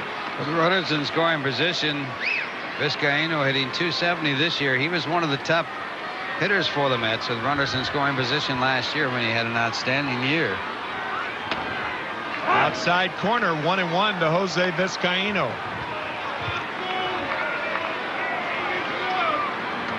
Bernard Gilkey on deck.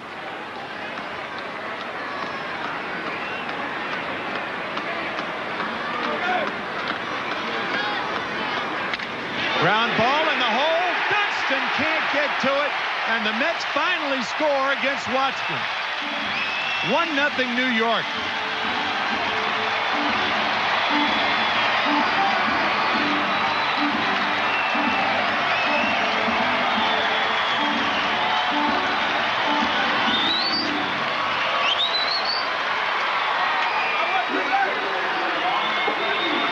It took 15 2/3 innings for the Mets to score a run off of Watson. He won 8 innings in San Francisco against the Mets with a shutout. And now Vizcaino breaks through here and gets his 2nd run batted in the month of May, and we have 1 more day to go. So a big clutch hit by Jose Vizcaino with 2 men out, and the Mets have taken the lead 1-0.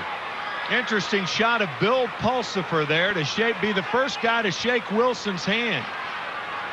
Watch Dunston diving over the ball. The ball stayed down on him.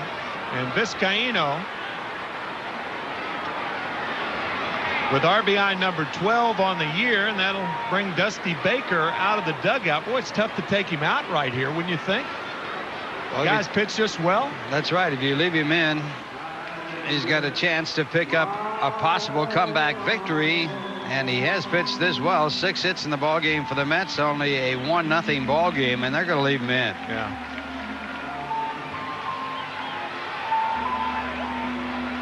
DeLucia, the right-hander, is ready in the bullpen.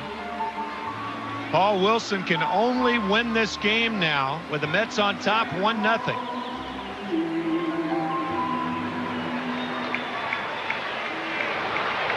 Remember, before the game, Wilson shaved off his beard that he's had all year.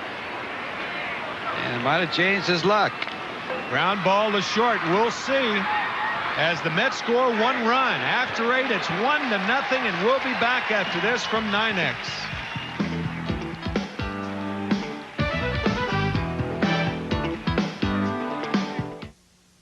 Seems like whatever you do, you're charged for how much you use things. How long? How often? That's why 9X invented unlimited calling. No more watching the clock or waiting to call. With 9X, make any local or regional call without restrictions, unlike other calling plans. So make 1 million calls and never worry about the charges, because they're the same every month. Want to stop the meter? Call 9X. Now that Trivial Pursuit is free at Shell, road trips have certainly gotten interesting. Who wrote A Midsummer Night's Dream? Shakespeare? Get a free Trivial Pursuit minigame at Shell. What bird can swim but not fly? Penguin? Oh, yeah. With 4 games to collect, the fun may never end. What folk legend had a blue ox named Babe? Paul Bunyan? Trivial Pursuit, free at New Jersey Shell Station. So, we take the new Blazer and get away from it all. Now, the funny thing is, everything we're getting away from, we take with us. How can a 4-wheel drive that costs so little hold this much? Chevy Blazer's only $329 a month with no down payment. And it's got the works. Air, automatic, anti-lock brakes. Plus, only Blazer has a driver control system. All the easier to get to the nearest video store. So for $329 a month and 0 down, I get the mountains and Wolfmongers Part 2. Watson's still in the ball game. He has pitched very well both times against the Mets. At 3Com Park at Candlestick, he gave up no runs in 8 innings. Today, he's given up 1 run in 8 innings, and John Franco in to try to save it for Paul Wilson. And Franco coming in this ball game in his 16th ball game. He's had 9 saves. He's blown 3, and he has a record of 2 wins and 2 losses. And his last 2 appearances on the mound for the New York Mets, he has picked up 2 saves, but they have been extremely shaky. Came in with a lead of 3-0, gave up 2 runs to get a save in one of those games, and then came in with a 1-0 situation, and on a 3-2 pitch with the bases loaded, struck out Jody Reed of the San Diego Padres to get his 2nd save on this homestand. That's not including this game. So if the Mets can hold them, and John Franco, it's his responsibility, that'll be 3 1-0 games in 11. In their history, the Mets are an even 500 in 1-0 ball games. They have won the same amount they have lost.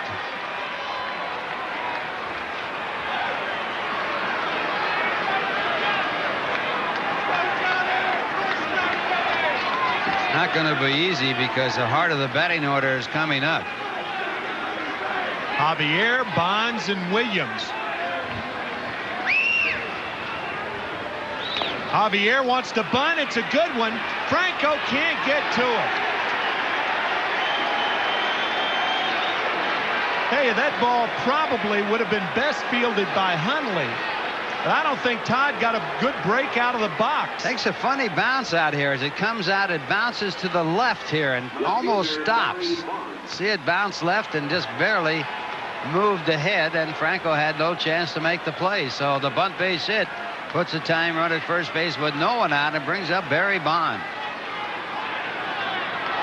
Hit number 4 for the Giants. Bonds 1 for 2.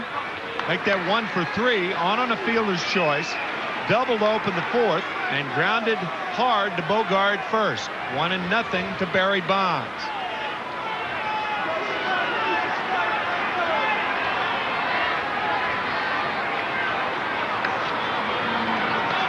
No way Javier's going anywhere with Bonds up there. Yeah, you don't want to be think. picked off at first in this situation.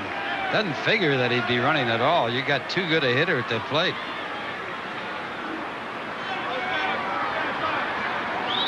Fastball in there, 1-1 to Bonds.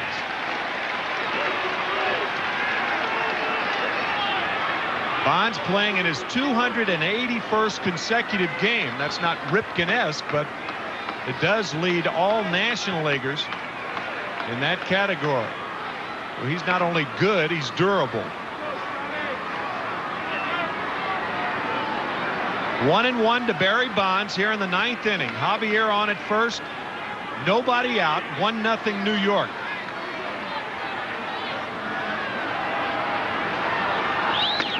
Fastball strike on the corner. 1 ball and 2 strikes now to Bonds.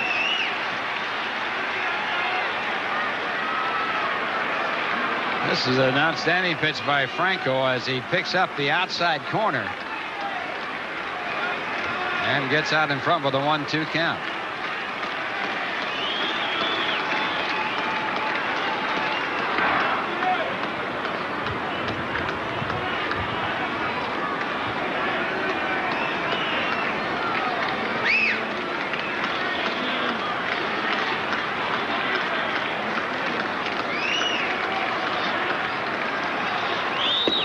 Just misses. 2-2 to Bonds.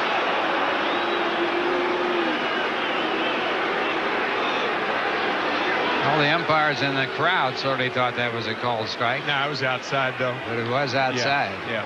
Matt Williams on deck.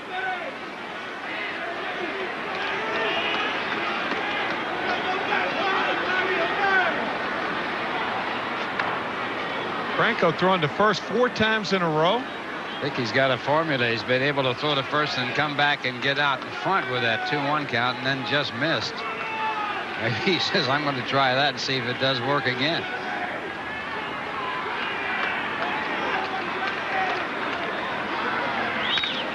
Fly ball deep to center field. Johnson, middle of the track, makes the play. Javier tagging it first and goes to second on a very alert play. 1 out. Now, what that sets up is, do you walk Matt Williams here? To get the Mark Carry-on, that puts the go-ahead run on at first base. If you walk Matt Williams, they do have the advantage of the wind blowing in. That held that ball up where Johnson could make the catch, but good base running by Javier. And the tying run at second with 1 man out. Well, Greg Pavlik is going to go out and talk to Franco right now, and you got to believe he's going to ask him, do you want to pitch to Williams or do you not want to pitch to him? Franco, of course, has the ability to pitch better against right-hand batters than left-hand batters, even though he's a left-handed pitcher, because his changeup reacts like a screwball and is very tough on right-hand batters. Franco relies on just 2 pitches. You don't see him throw any breaking balls. And the 2 pitches are a fastball and also the sort of fadeaway screwball that has a good effect against right-hand batters. Well, if you are going to pitch to him, you're going to throw him balls out of the strike zone, carry on deck. The problem with that is if you pitch around him, the chance of a wild pitch would be great. Then you put a runner on at third with less than 2 outs. They're going to pitch to him. It looked like Franco was saying, or at least his facial expression looked like, I don't want to give him a good pitch to hit. We'll see.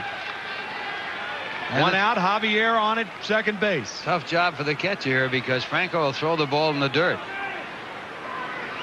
And just like that, 1 ball, no strikes to Matt Williams.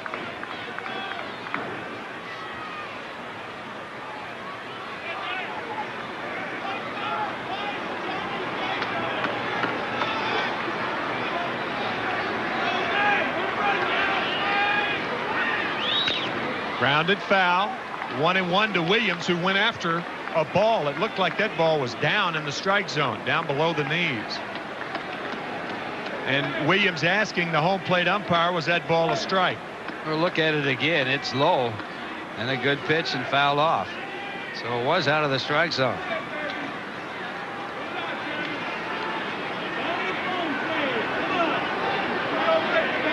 One and one to Williams. Strike two called. 1-0 to Matt Williams, and did that take a lot of guts to throw that pitch in that situation? He surprised Williams and us. He just outgutted him right here as he throws that fastball right through the strike zone. Whew.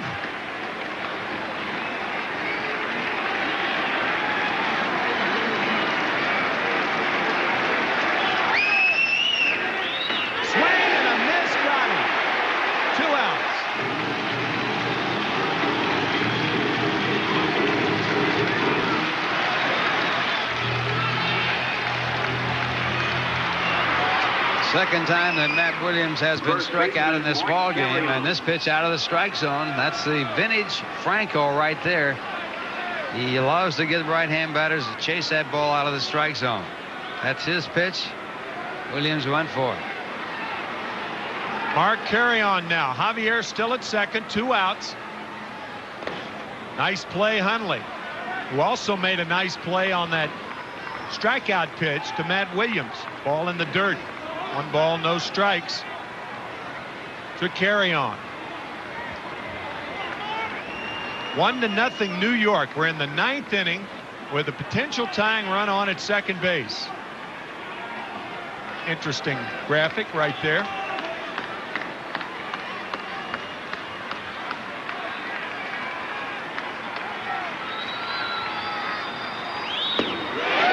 Good changeup. 1-1 to Carrion.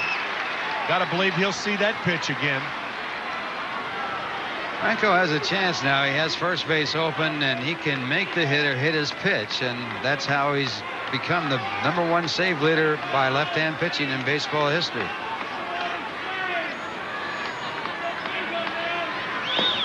Another good play by Hundley. 2 balls and a strike to Carrion.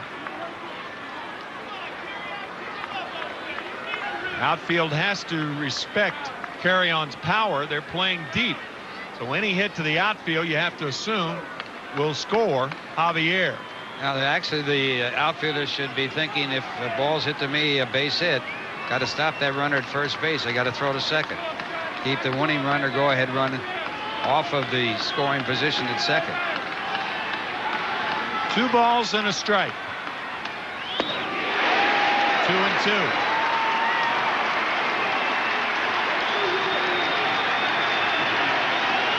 This is another vintage pitch by John Franco as he throws that changeup and Carrion way out in front.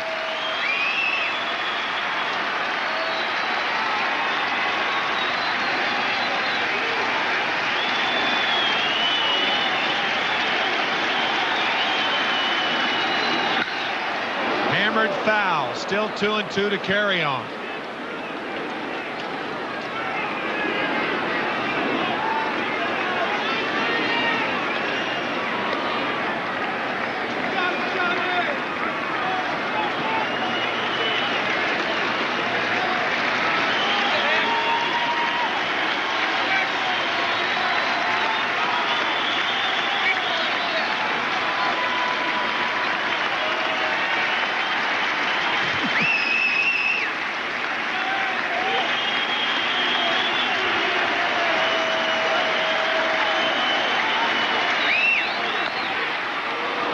Off the foot of Carrion, and I think he got a piece of Todd Hundley in the process. Still 2-2.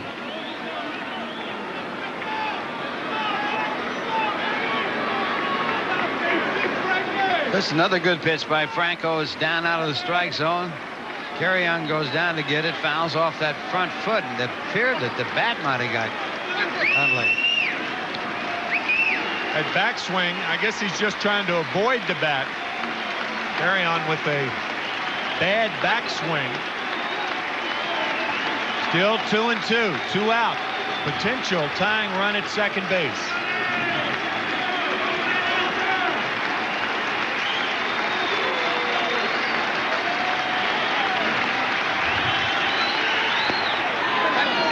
Another good play by Hundley. Full count to Mark Carrion with Javier at second.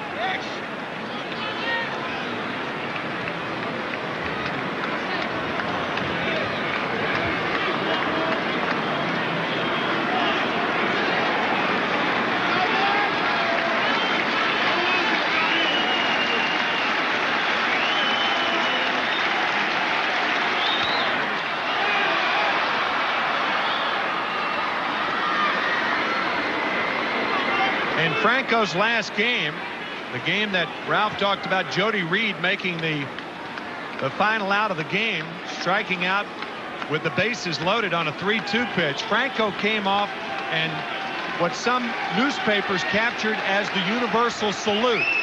Today, the crowd wants to salute him. Ground ball to third. Kent throws him out, and Franco with a save.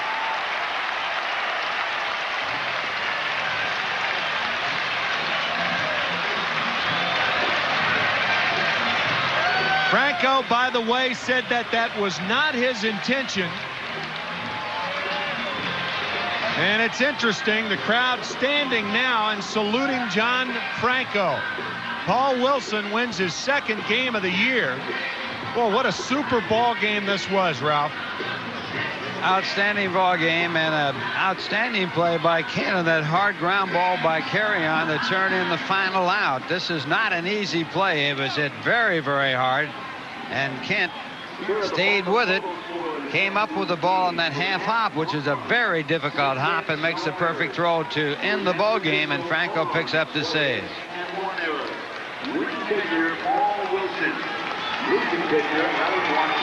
More than casual interest from Paul Wilson. First guy out of the dugout, and that's understandable. 1-0, the Mets win it. So they win 2 out of 3 from the Giants.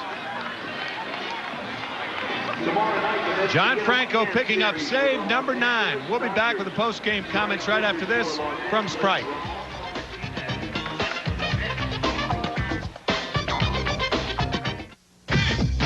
There's only one drink fat enough to quench our thirst, and that's Turbo Sports. God, genius! The can's upside down. Don't talk to me like a child. I played Hamlet at Cambridge. Once again, you've ruined my concentration. Excuse me. What's my motivation? When you're thirsty, trust your gut, not some actor. To earn this uniform, it takes years of practice. Or play the Under the Cap game with 1 in 6 chances of instantly winning free Sprite and Sprite Dream Team stuff.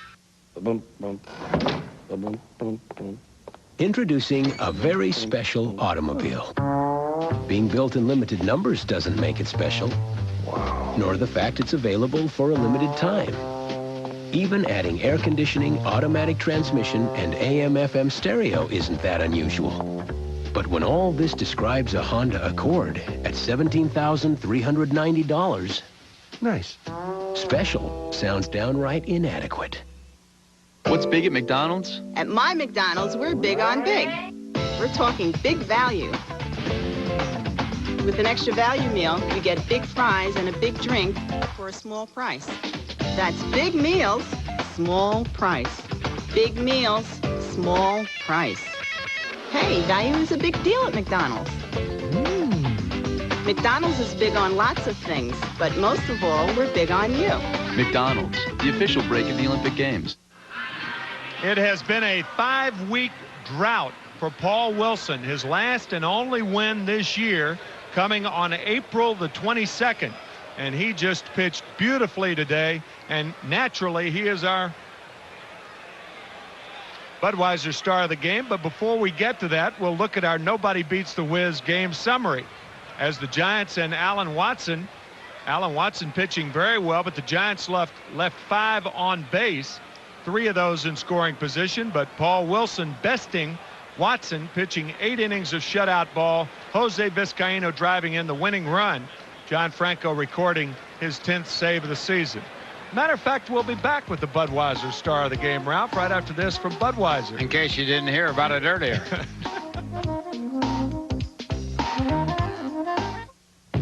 Boxing isn't just some game.